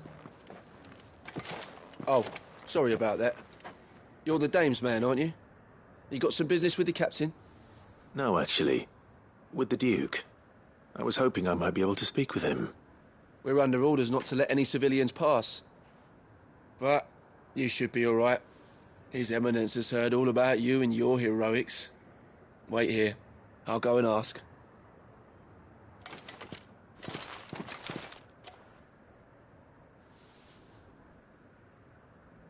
So, you are the sellsword who lent his aid to the garrison. The Empire owes you a debt, and I shall see it repaid. But tell me, is it wealth that you seek, or favor? Neither, Your Eminence. I thought only to inquire about your plan to turn Northreach into a stronghold. Ah, I see. You are worried the expanded garrison will render your services redundant. Yet you needn't be. A proud fighting man like yourself shall always have a place here. Pride of place, in fact. For too long has the contribution of the noble soldier been under-reckoned. But no more. For it is they who shall see the Holy Empire rebuilt, beginning right here in Northreach. Why here, Your Eminence? The town has been fortunate enough to escape largely unscathed from the recent troubles. Her defenses are sound, and her garrison well prepared. Which is more than can be said for Oriflamme or Twinside. The Empire wants for a capital, and I believe Northreach to be the perfect place. With Caer Norvent as her citadel. Once we have seen to the refortification of both the town and the castle, we need only build a wall around both to create a city that would be the envy of the twins. Plans are already underway for the construction. Soon enough, these thralls shall learn that they are no match for the might of Sanbreque. I fear you underestimate how dangerous these creatures are, Your Eminence. Should they return in force, you will need all the people of Northreach to come together in defense of the town. Something they may be loath to do if they've been deprived of their worldly goods. The people will do as their leaders command. If Sanbreque is to be rebuilt, she will require a functioning government. One whose authority is beyond question. That is why this levy is necessary, so that any man who wishes to join the army might do so and be fed, outfitted, and paid as befits a defender of the Empire.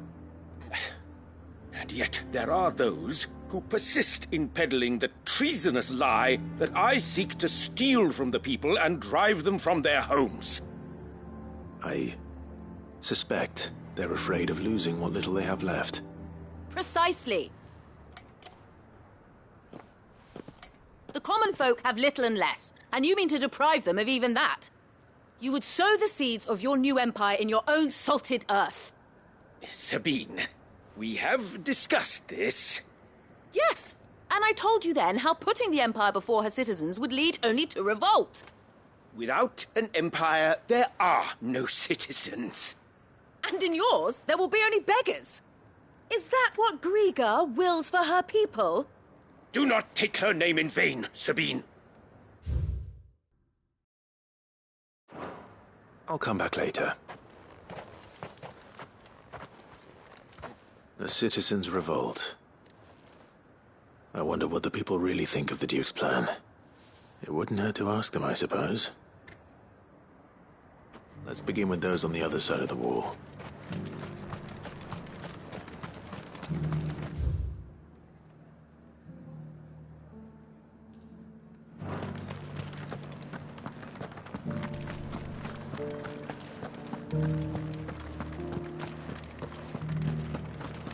Do you think he was the only one who survived?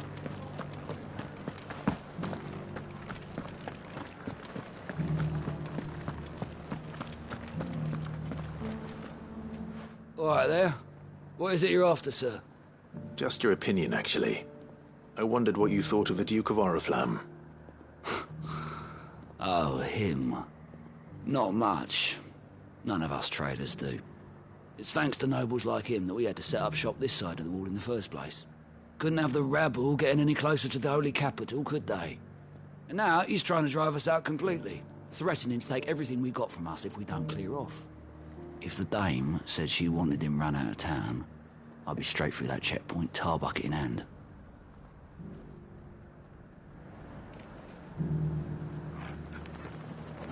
That so-called Duke is asking too much. He'll take everything we have.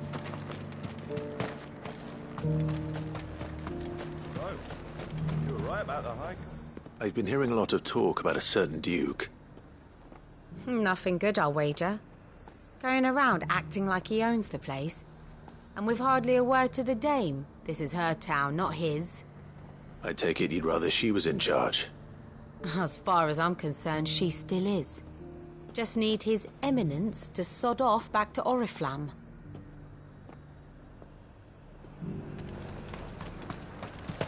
Sell anything today?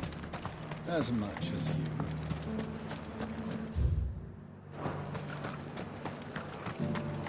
The garrison salvaged what they could. A question, if you don't mind. What do you think of the Duke of Oriflamme? Don't get me started. You build a life for yourself somewhere, earning for some noble to turn up and tell you you've got to hand it all over to him. If he thinks his name and his chains give him the right to empty our purses, he's in for a rude awakening. We'll do whatever it takes to keep what's ours. Whatever it takes. Well, the people seem united enough. What about the soldiers?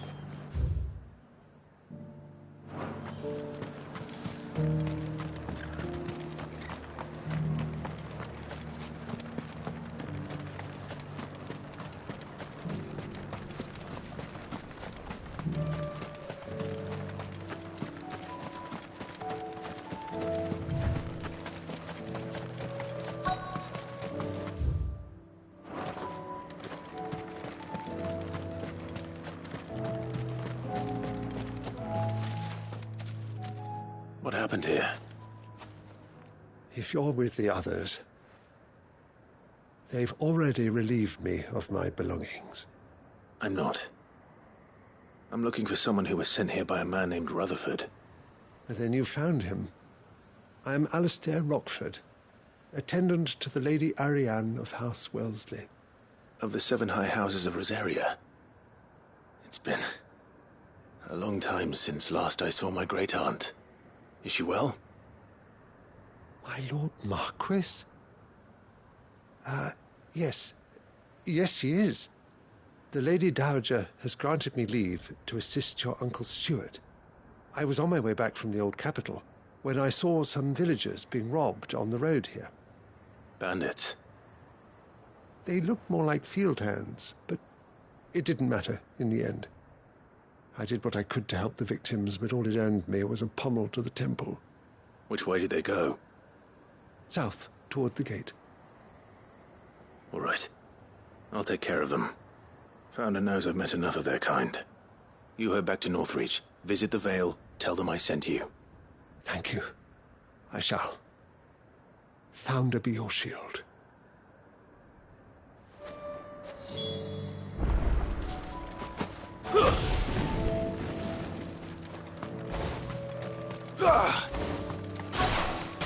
They just couldn't resist, could they?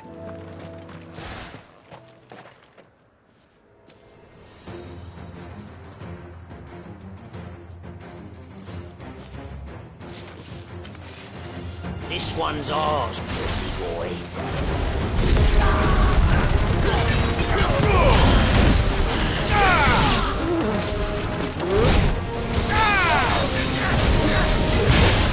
Go!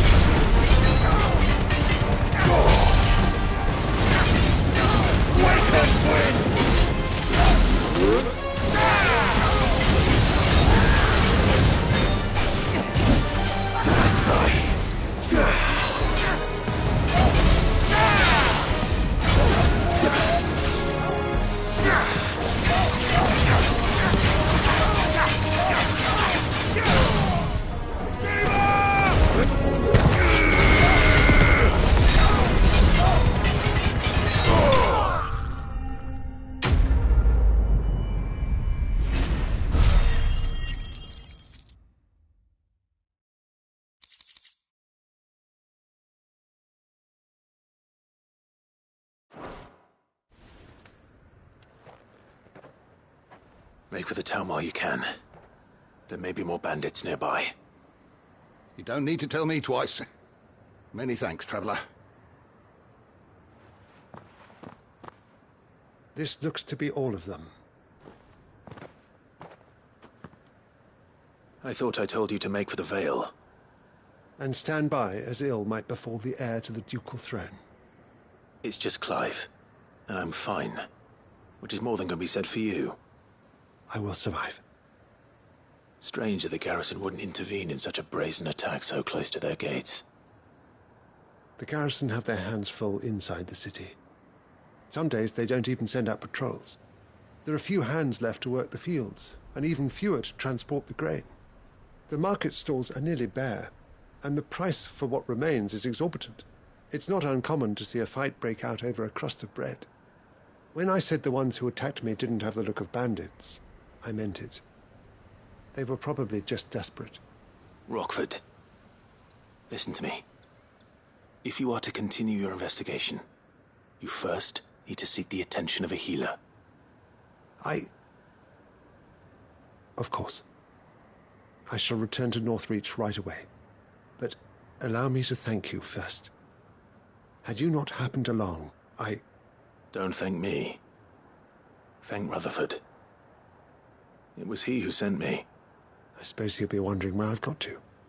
I shall send a Bastolus as soon as I'm able. Good day.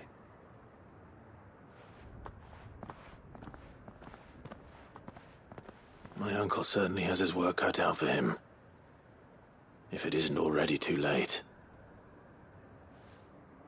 I should go and tell Rutherford that his colleagues are still in one piece.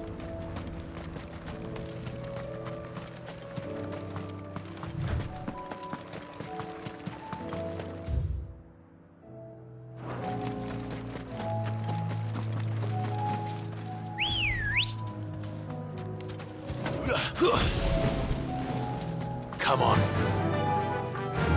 Run like the wind.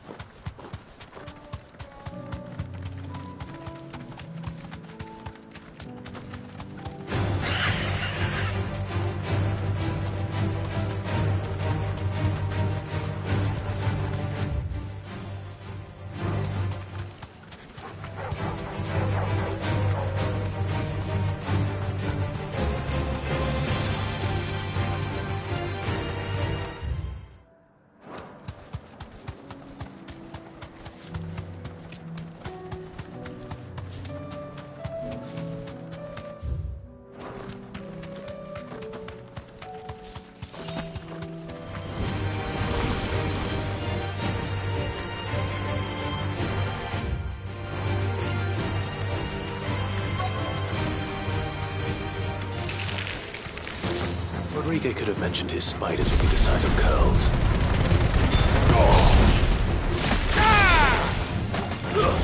Stay down!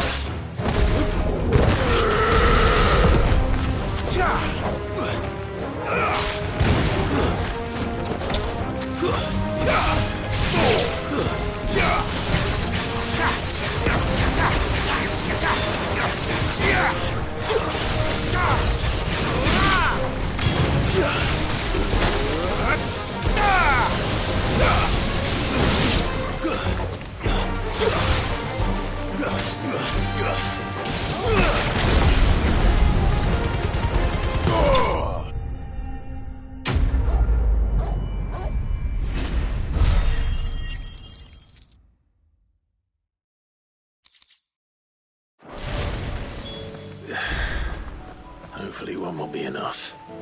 Rodrigo will...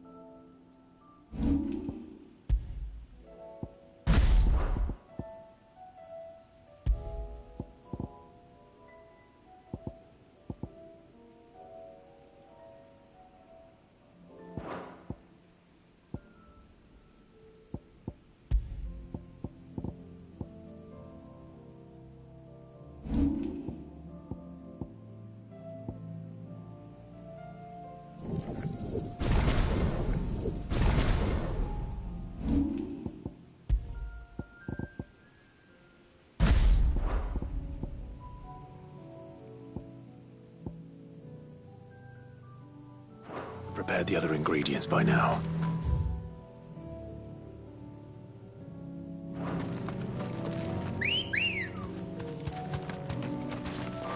Let's go.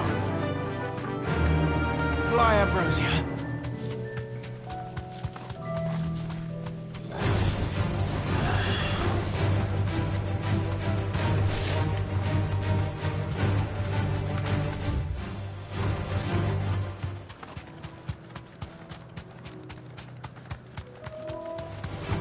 All right.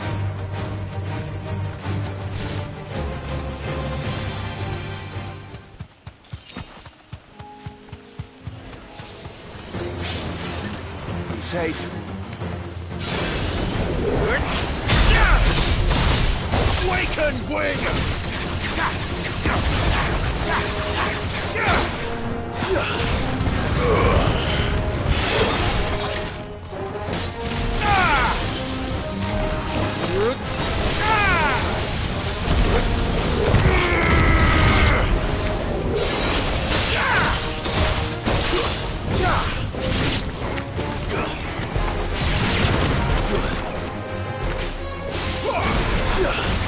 The main blades!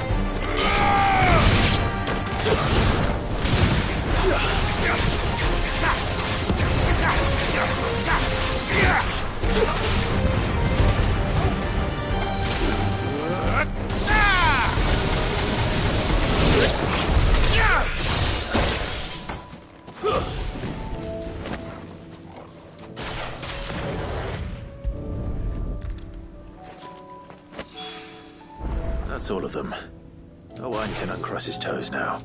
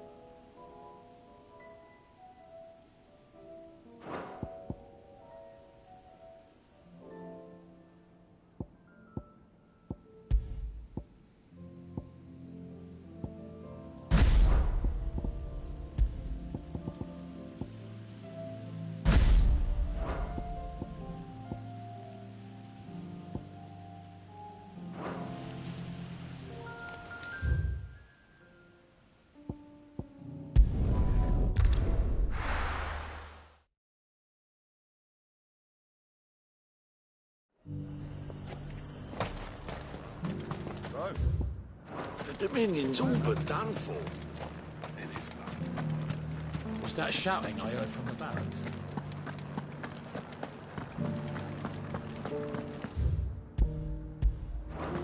Do you think he was the only one who survived?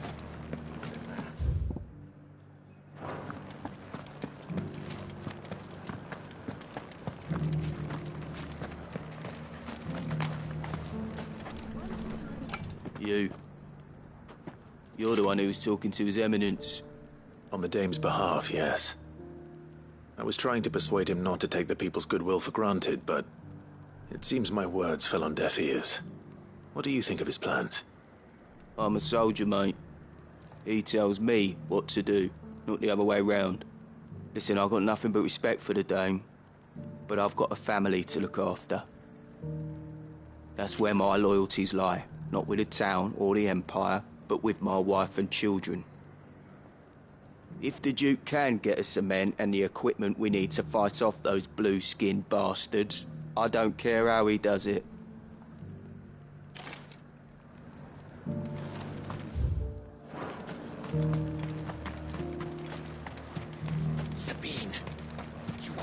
embarrassing me.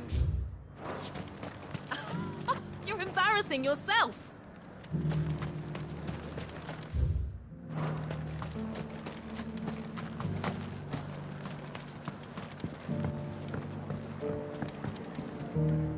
I hear the Duke of Oriflamme plans to turn this town into some sort of fortress. Do you think that's a good idea? It's not for me to say. All I know is that unless the Emperor orders me otherwise, His Eminence's word is law. Look, no one likes all these taxes and tariffs, but empires don't come for free. Once Sanbreque is back on her feet, we'll all reap the benefits.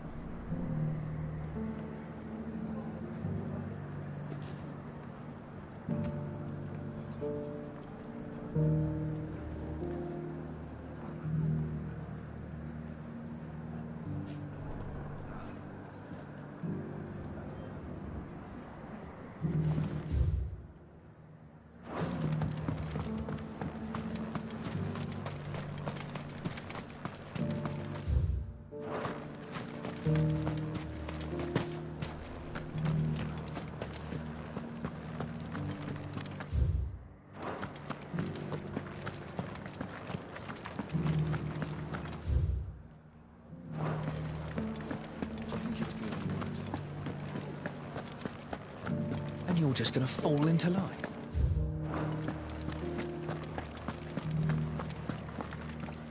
Excuse me, do you have a moment? I wondered if you'd mind sharing your thoughts on the Duke of Oriflamme. Well, he's made a lot of enemies coming in the way he did. But I mean, look around us. You can see the state the realm's in. The traders might not like having the screws put on them, but if they volunteered a few more of their hard-earned gil before things got bad, maybe they wouldn't have to. I think the Duke's got a point when he says rebuilding the Empire's the best way of making sure we're all protected. And if that means people who don't know one end of a sword from another have to make way for those who do, well, that's just how it goes. Let's see what Philippe makes of all this.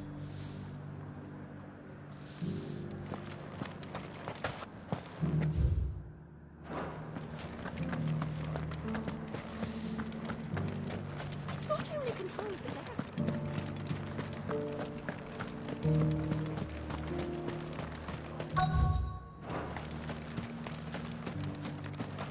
Welcome back. Wraiths give you any trouble?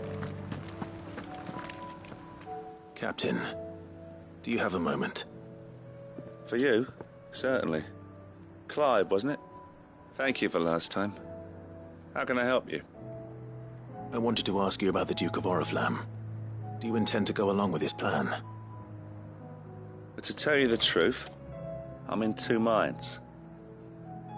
It's my sworn duty as a captain of the Imperial Army to obey his orders. But I can't say I agree with him. Philippe, I remember you saying that you became a soldier to protect the people you loved. The Dame included. That's right, I did. Well, she doesn't agree with the Duke's orders either. She thinks they could tear Northreach apart.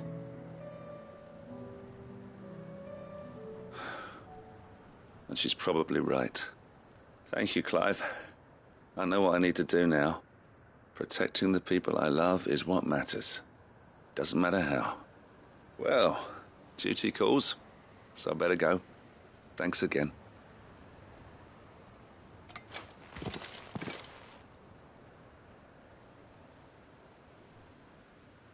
It seems Philippe wants to do the right thing at least. I expect Isabel will be pleased to hear that, if nothing else.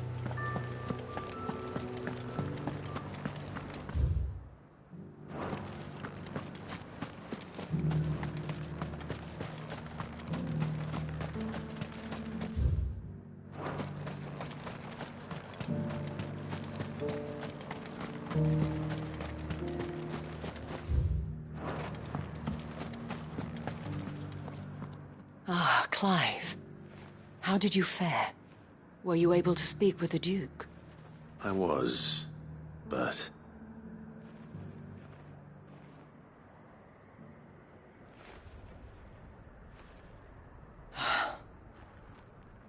So Northreach is to be a fortress after all. Well, it will certainly help to hold back the thralls. There's no denying that. Though I doubt it will come as much consolation to the townspeople whose worldly goods are confiscated to pay for it. They deserve to be heard, Clive. To have a say in this new empire the Duke means to build. Sadly, His Eminence values their obedience more than their opinions, and hopes to reassert the authority of the state. I fear he sees the people as mere pawns on his chessboard to be sacrificed for the greater good. Needless to say, they themselves are of a different opinion, and would rather their destinies were in your hands. The soldiers, meanwhile, are content to follow their orders. And not just because of the Duke's rank, but because of his vision. I thought as much. Had I sworn to protect Sanbreque, I dare say I too would want nothing more than to see it rise from the ashes. Thank you for trying. But the battle is lost. I don't know about that. What happened to your uniform? I handed it in, along with my resignation. Told the lads I wished them well, but that I owe it to those I love to call it a day. But why? Because I realize what really matters to me. Not following some nobleman's orders for the sake of it, but protecting what I care about. Protecting Northreach.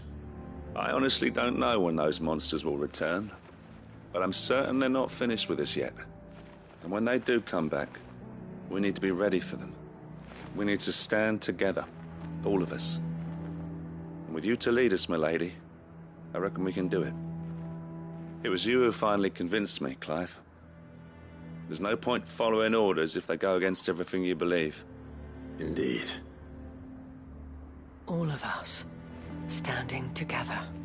That has always been Northreach's best hope, and one which still lies within our grasp. We have only to turn our attentions to the true enemy. Thank you, Philippe, for showing me what I must do. Anything for you, milady.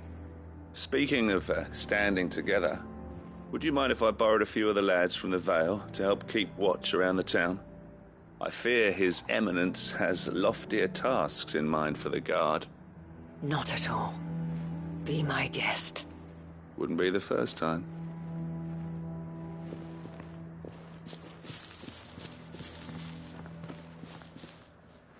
There may be hope for Northreach yet.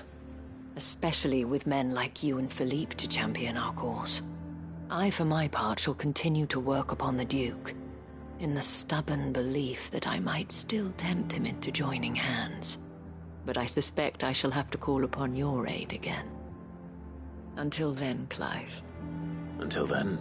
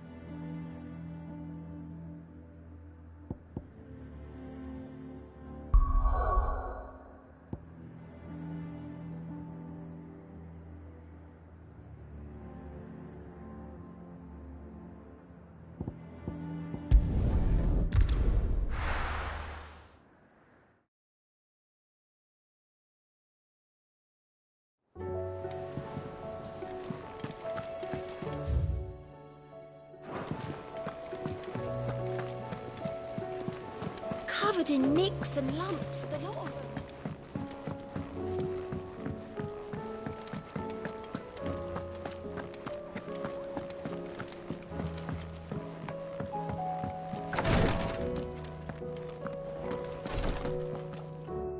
Thank goodness you're back. Talia looks like she's about to collapse. Is this what you needed?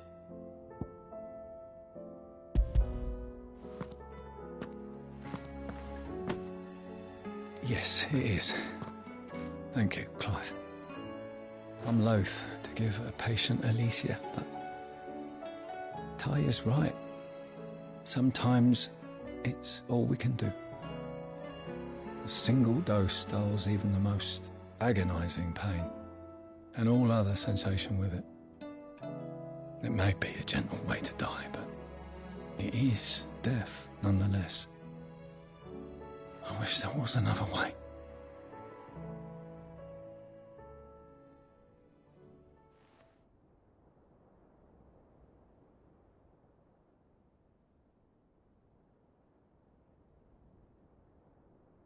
How are you feeling? Light, mid-here. Drifting on waves. Good. Just relax. Let the waves carry you to a better place. Thank you, Daya. I'm so proud of you.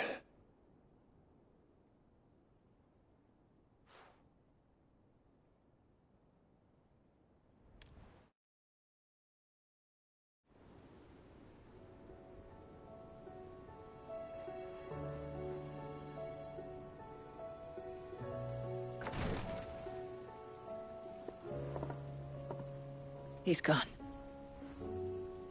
Thank you, Rodrigo. And you, Clive? I'll see that he's properly laid to rest.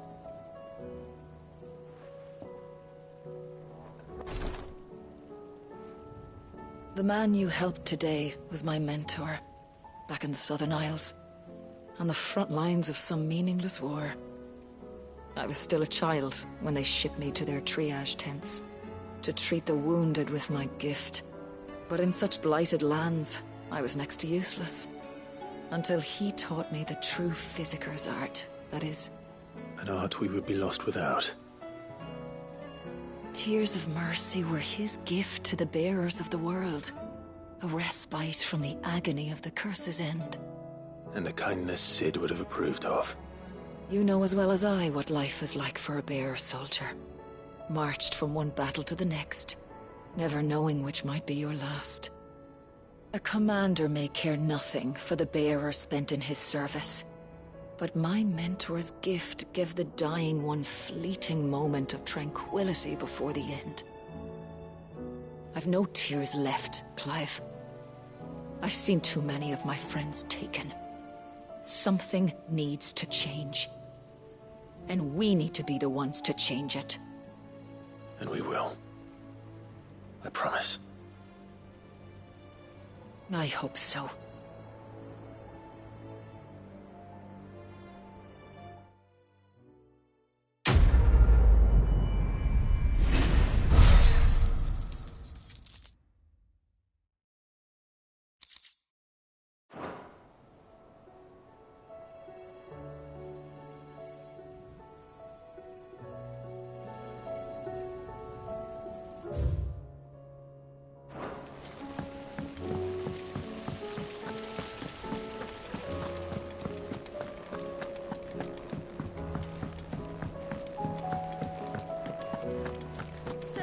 She don't need saved.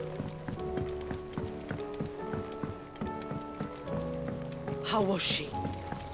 The Enterprise. Ah, Cid. Wasn't expecting you back so soon. So, is it good news or bad?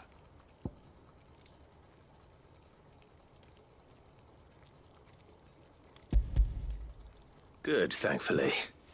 Here. That's brilliant! Thanks a blimmin' million! I'll fit 'em to the smelter right away!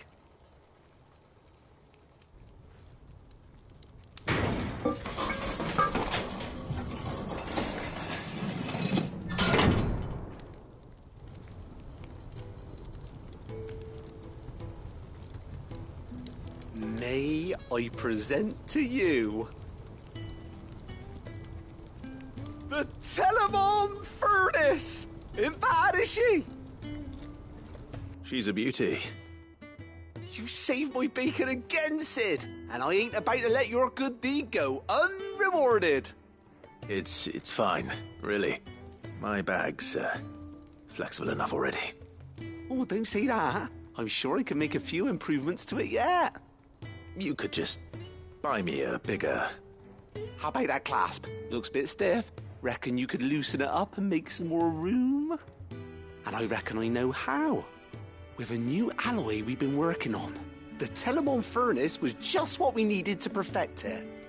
It's a metal, see? So it's lovely and strong, but it's also, well, stretchy, if you can believe it. Stretchy metal. Well, if you insist. That is the spirit. You'll love it, I promise.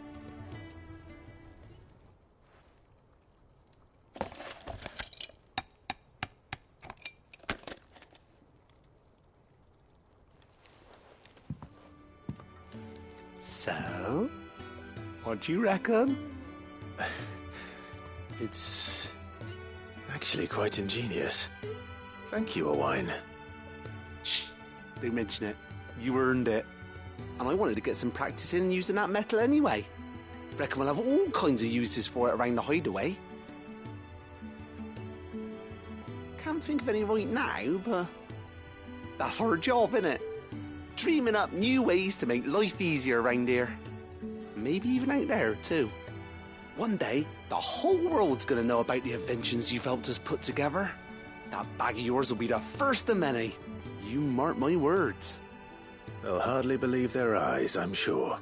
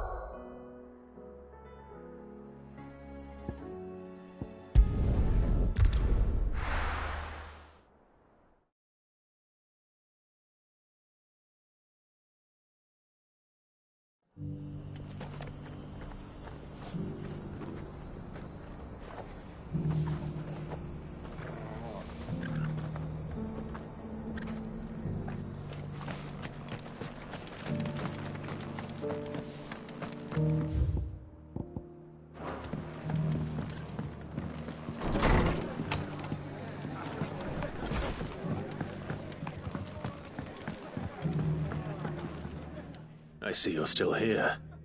The Rest's location affords a constant flow of traders, and with it, a constant flow of information.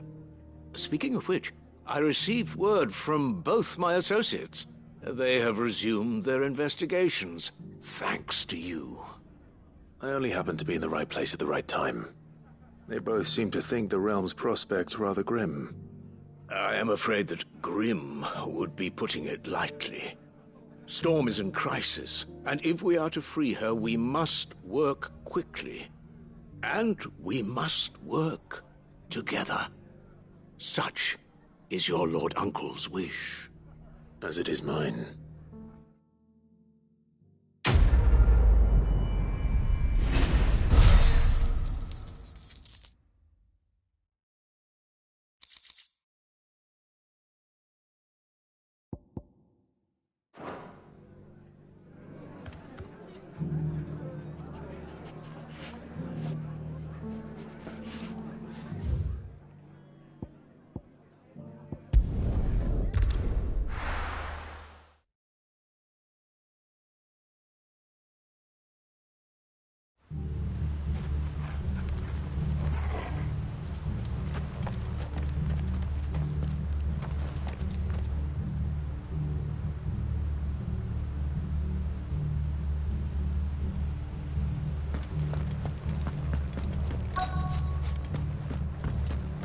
You think you can just walk in here? Kill him. You will leave Eastpool now, or face the consequences.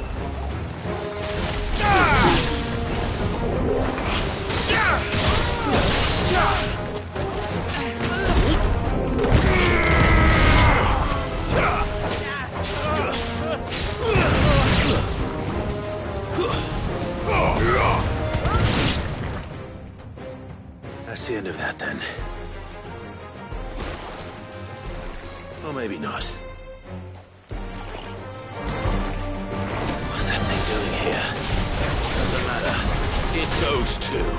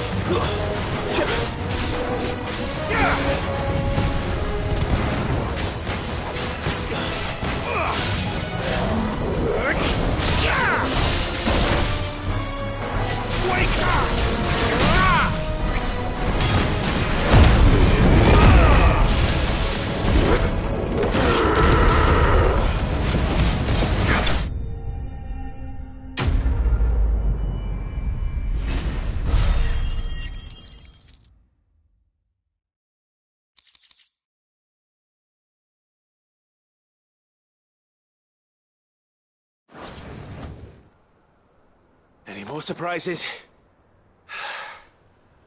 I'll take that as a no. Bravo. A magnificent display, my lord. You were watching. I thought you were keeping an eye out for a Kashik. We were. Put down more than a few on the road, then arrived just in time to see you slay that... whatever it was. Let's hope it was the last of its kind. Though I expect you and the Guardians will be up to the challenge should another appear. I would hope so, my lord.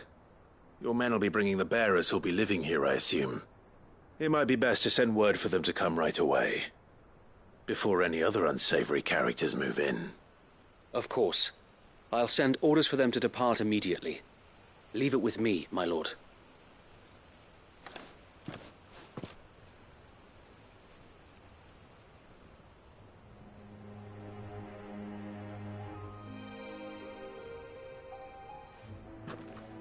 Home. Without masters. No. We're the masters now. Our lives are our own at last. That's all of them. And not a single Akashak in sight. Now to begin the important work of rebuilding the place. It won't be easy. Especially not after 5 years of beasts and blackguards having their wicked way with the place. The masonry might still be sturdy enough, but half the beams are rotted. Those that weren't lost in the fire or burned by the bandits, that is. It'll take a bit of elbow grease, but we'll see Eastpool rise again. Just you wait. So wait. Lady Hannah is buried here. If you don't mind, I'd like Oscar to join the rebuilding efforts. He should be a part of this. Of course. I couldn't agree more. I'll let Martha know that everyone arrived safely. If you need anything more, you have only to send a Stolas. And we will, my lord. Safe travels. Eastpool is in safe hands. Time to go and tell Martha the good news.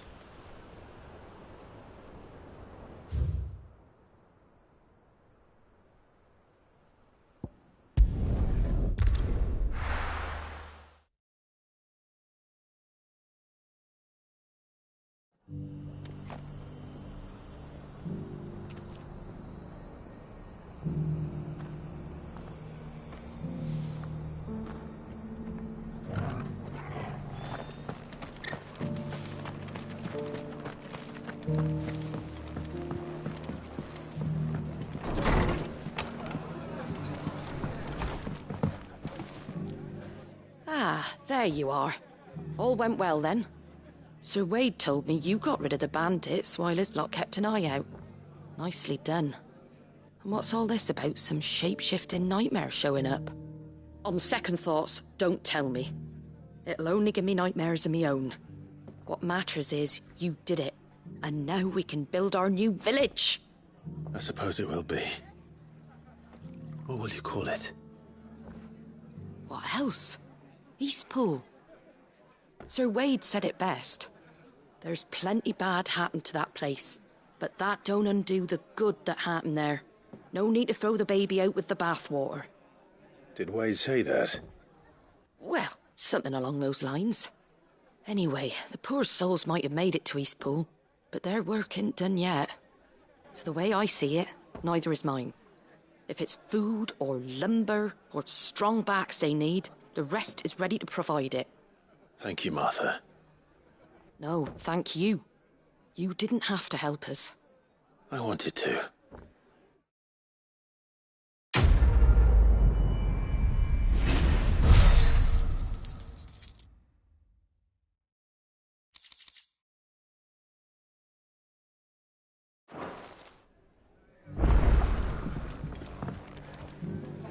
Ah, Clive, I was just about to send for you. I'd like you to take something to Sir Wade up in Eastpool. Seeds for planting. Thought it was about time they started growing their own food. I'll keep providing them with whatever they need in the meantime, of course. But if Eastpool's going to survive, it's got to be able to fend for itself. As have those poor bearers. They've lived their whole lives in servitude, but now they're their own masters. Small wonder they ain't got the foggiest how to provide for themselves. So it's up to us to teach them.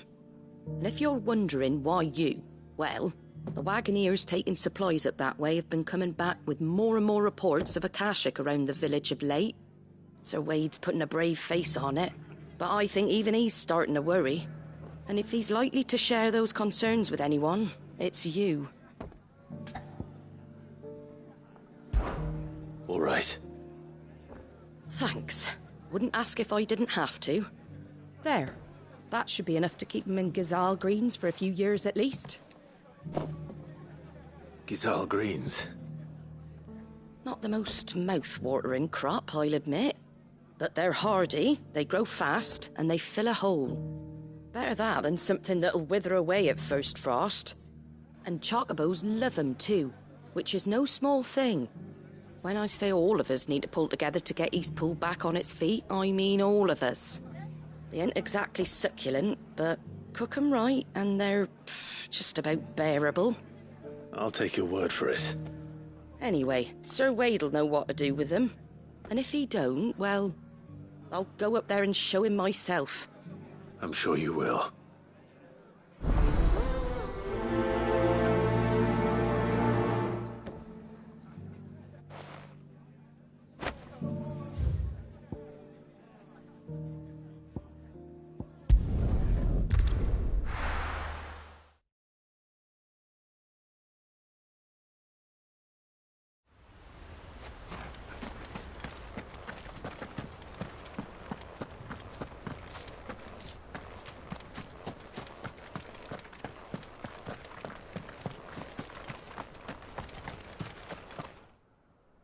Ah, Lord Rossfield.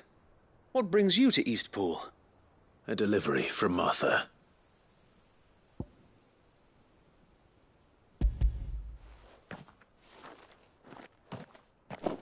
These are Gazal green seeds. Martha's keen to cut the apron strings, then, is she? I jest, of course. You see, I had thought we might be able to revive the old wheat fields, but they'd long since gone to seed, only without the seeds. Martha was hoping he might be able to show the bearers how to plant and tend these, so that they'll be able to fend for themselves. That's not a bad idea. These bearers had only recently escaped their bonds before we brought them here. They know little of freedom, of providing for themselves and their loved ones. Unless we teach them how to live like free men, I fear that all we have achieved in bringing them here is to exchange one master for another. Not that myself and the Guardians have been the best example to them so far, subsisting almost entirely on Martha's charity as we do. It's about time we all started to provide for ourselves, bearers and Guardians alike. Unfortunately, we've been a little too busy of late to focus on much besides bolstering our defenses. There have been alarming reports of... The Horde is closing in. They're coming, so wait, all of them. Damn it all, I thought we'd have more time. Gather the men in the square. Send to the rest for reinforcements. Yes, Sir Wade. The Horde. Akashik, a veritable legion of them. They've been seen prowling around the northern reaches for a while now. We don't have the numbers to hold back a swarm that size. I had hoped to build a perimeter wall so that myself and the Guardians might be able to defend the village, but... Now you're out of time. Precisely. If reinforcements from the rest arrive before they do, we may just scrape through, but I fear that's rather an enormous if. What if you could call on reinforcements from Eastpool? You mean the bearers? We brought them here so they might live, not die, fighting for their lives. So wait. You said you lack men to defend the village. Are the bearers not men? Do they not wish to see Eastpool saved? Though they may not be trained soldiers like your Guardians. What help they are able to offer could still prove the difference between victory and defeat. You're right, my lord. I will appeal to them.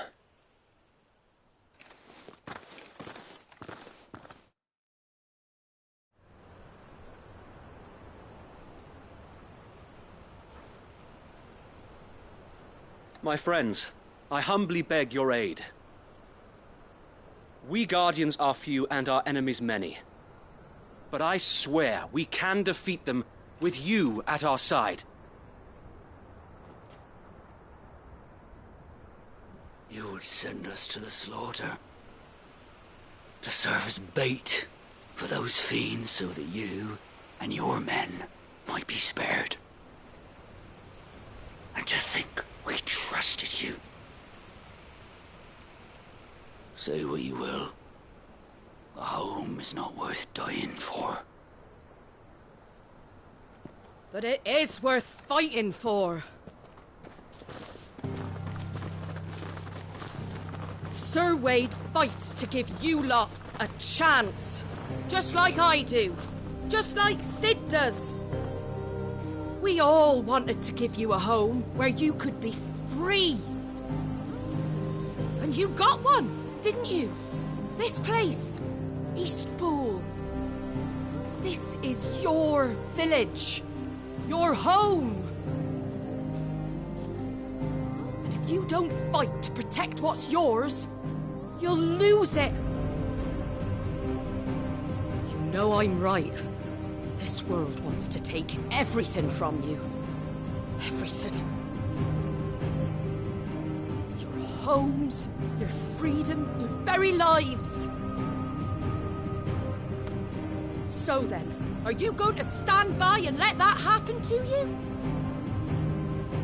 Are you going to accept fate like good little Bran did and die, having never stood up for yourselves? Or will you fight like free men and women?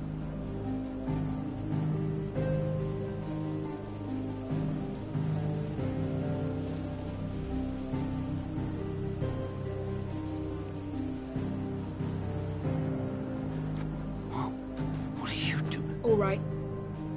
Give me a sword. I never dreamt I'd have a home of my own. And now that I have, I don't want to lose it. I will protect what's mine, or die trying. We all will. Free men and women, fighting together.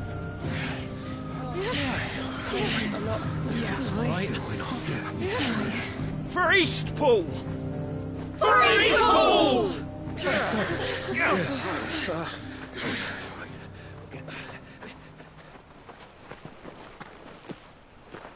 Thank you, Martha. Don't mention it. Just promise me one thing. That you'll show them how freeborn fight. Gladly.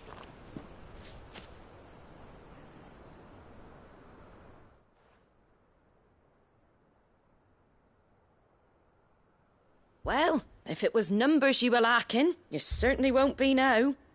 Thanks to you. Me? Oh, I just love the sound of my own voice. Lord Rosfield, my lady, we're ready. So what's the plan of action? We'll divide our forces into several small detachments, each made up of guardians, bearers, and guards from the rest. These will position themselves at strategic points around the village. Upon engaging with the Akashic, each detachment will keep the creatures occupied as best they can, steadily retreating all the while. You're going to lure them into the village? I am. We will have neither the time nor the resources to treat the wounded, so injuries must be avoided at all costs. Instead, we will focus purely on defense at first. By coordinating our withdrawal through the use of messengers drawn from among the bearers, we will aim to have the swarm converge at a point of our choosing. With luck, that point will be the village square, the perfect place for our most able warriors to surround them and fall upon them, and for you and I to finish them off. A sound plan, but one that'll require a leader with a cool head and strong nerves to coordinate the retreat. I'd say you have both in abundance, await, but you'll be needed. Please, leave the last of the fighting to me. Ha! And let you have all the glory. Sir Wade! They're here! Then you know what you must do. We work together, everyone playing their part, each shielding the other that no man might fall, that Eastpool might live on. For Rosaria! For Rosaria! We've no time to argue, my lord. I'll do as you ask. And I will do as you ask. Suppose we'd better do our bit too then, eh? Right you are, Martha.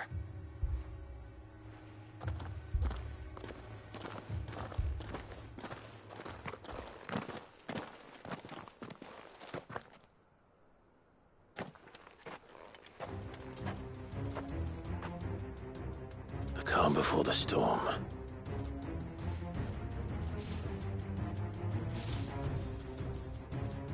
And here it comes. I will not let this village fall.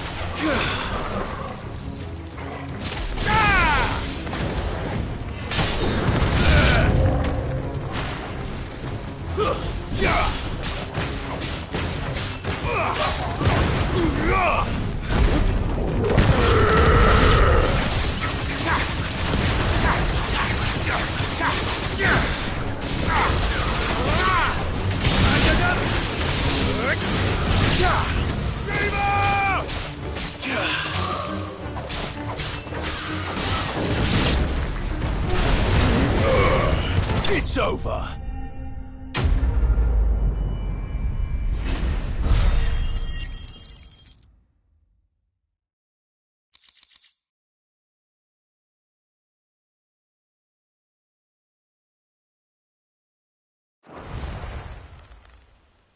Looks like that's the last of them.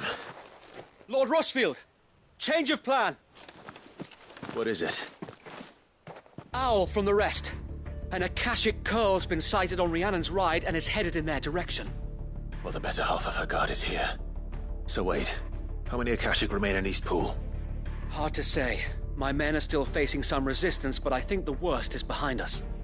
I could order a detachment or two to fall back and... No. Let them finish the job. You stay here too, Sir Wade. Your men need you. I'll go after the Curl. Join me only when Eastpool is won. If you're sure, my lord. May the Founder protect you.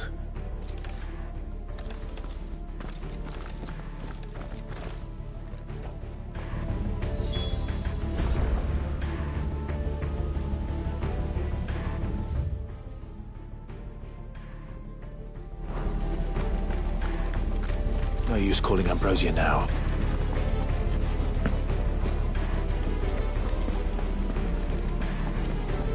Next one's mine. I might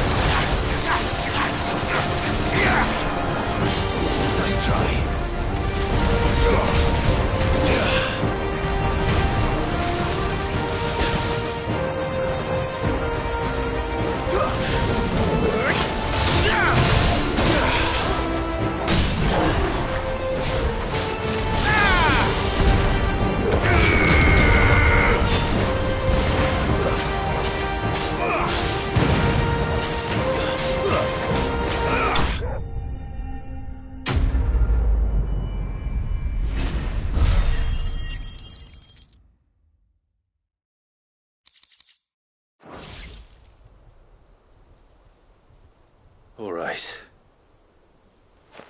Back to Eastpool.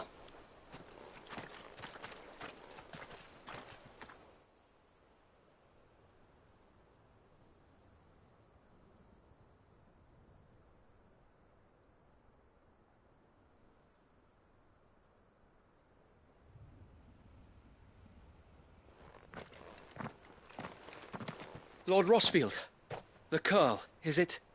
It's dead. Thank the Founder for that. And for you, my lord. We were able to eradicate the rest of the Horde.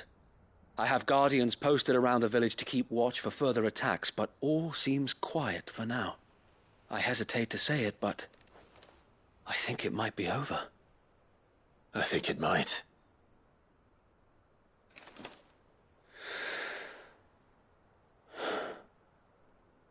We did it.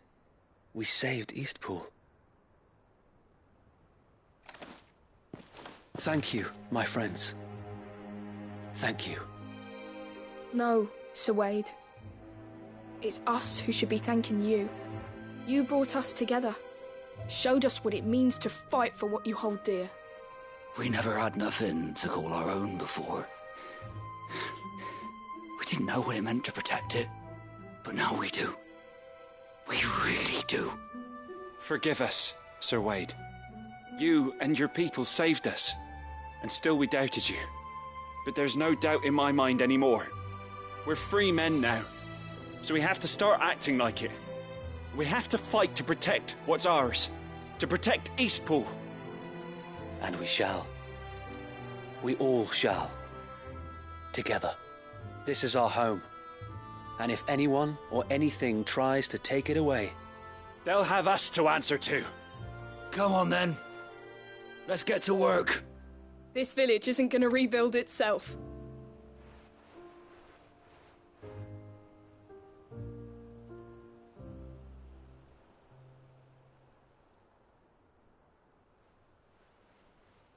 They're not slaves anymore. No. They're Rosarians. Your father took pity on the bearer's plight, and I believe if he were still with us today, this is what he would have wanted. I believe you might be right. I shall remain here, my lord, and do what I can to help rebuild the village. After all, this is my home now too. And I could hardly call myself an Eastpoolian if I didn't pull my weight. I think you'll find it's Eastpudlian, Sir Wade. But you should be proud all the same. I'll have to pull my weight too. Can't have the rest getting outclassed. Speaking of which, I ought to be getting back. Can we continue to count on your support, Martha? Of course, and I'll be counting on yours too. Us Rosarians have got to stick together, haven't we? Indeed we have. And Clive, come by the Golden Stables when you get the chance. I ain't paid you for delivering them seeds yet. All right. I will.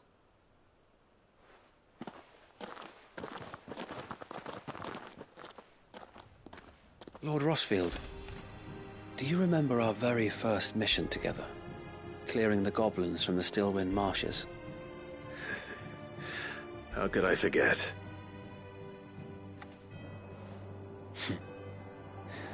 There's one sight that I shall never forget. You, facing off against that giant Morble. Not a trace of fear on your face. Since that day, there have been more than a few times when I felt like giving up. When the odds seemed so stacked in the enemy's favor, I thought I may as well just lay down my sword and surrender. But every time, I would think back to the look in your eyes that day and remember what it means to be a shield. Know that whatever trials Eastpool may face, I shall never lose courage. Thanks to you. Sir Wade, you have always been a true shield. I know that Eastpool, and indeed all of Rosaria, will be safe in your hands. Thank you, my lord. I know the rest of the world will be safe in yours. I'll do my best.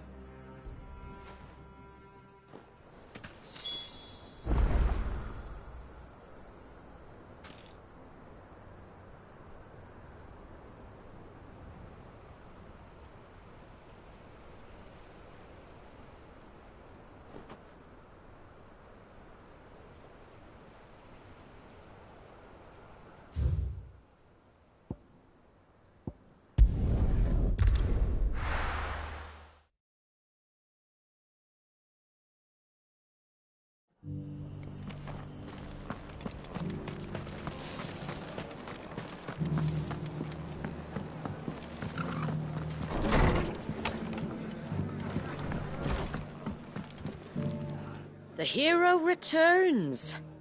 It's lucky you came by when you did, eh? Not only did my seeds get delivered, but you went and saved Eastpool and all.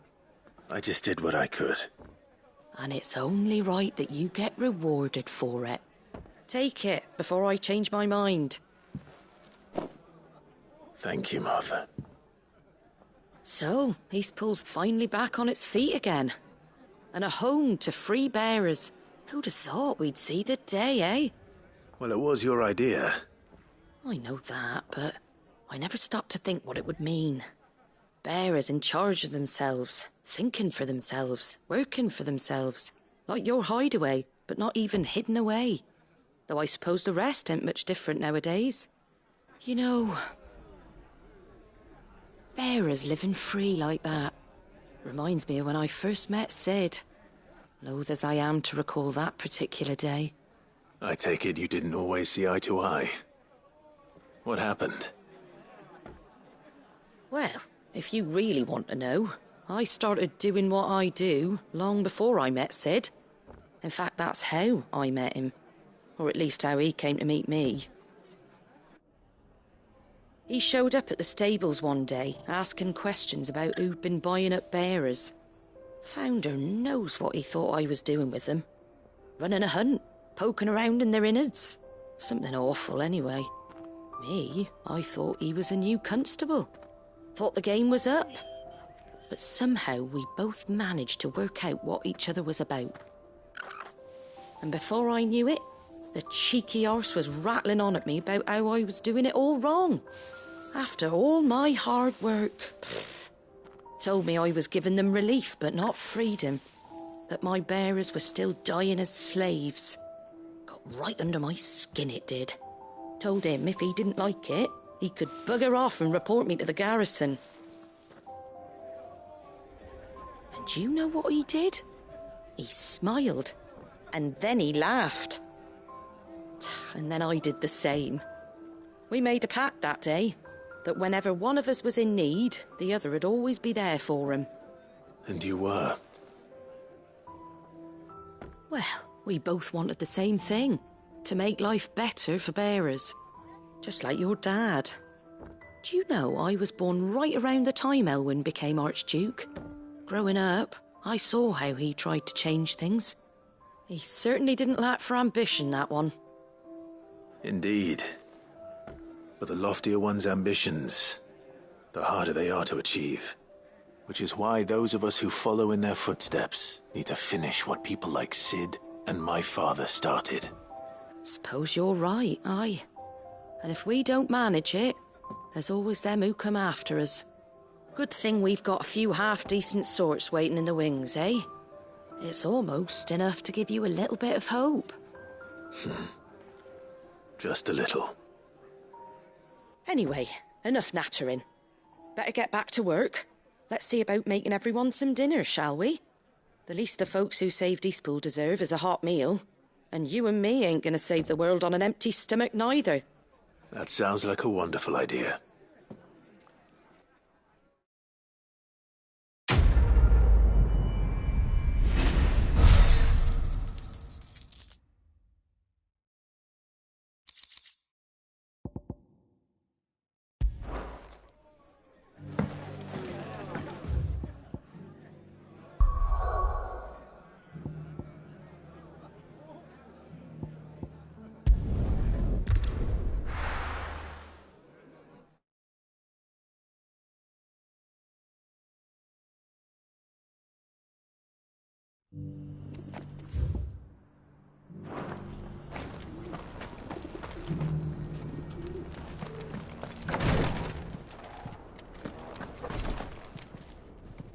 Lord Rosfield, is there aught the Undying might assist you with this day? Perhaps. My brother said that your order was helping him with his quest to uncover Ultima's origins. Have you learned anything of note since last we spoke? Little and less, I regret to report. I see. Be assured, however, that we will not rest until the truth is known. Even now, our archaeologians scour ruins in every corner of the realm for traces of Ultima's touch. Fallen ruins, I take it. Dating back as far as Phoenix Gate. Indeed. Ultima's thralls are oft sighted among the remnants of the fallen civilization, as if protecting the secrets concealed within. Secrets we'd see unearthed. Should our methods be of interest, my lord, mayhap it would please you to observe some of our number at work. Would that be possible? Of course. A survey is being conducted not far from here. Perchance you are familiar with Kretov, a small hamlet built around a fallen airship. I was due to visit my colleagues there to collect their preliminary findings, but if you would consent to do so in my stead, I'm sure that they would be honored to relate any discoveries they have made to you directly. All right. I'll go and meet with them. They will be most gratified, I am sure. Might I suggest you take the road through Titan's Wake? It will lead you straight to the village after but a short walk. Thank you. I will. I wish you a safe journey, my lord. May the Firebird's flames burn ever in your heart.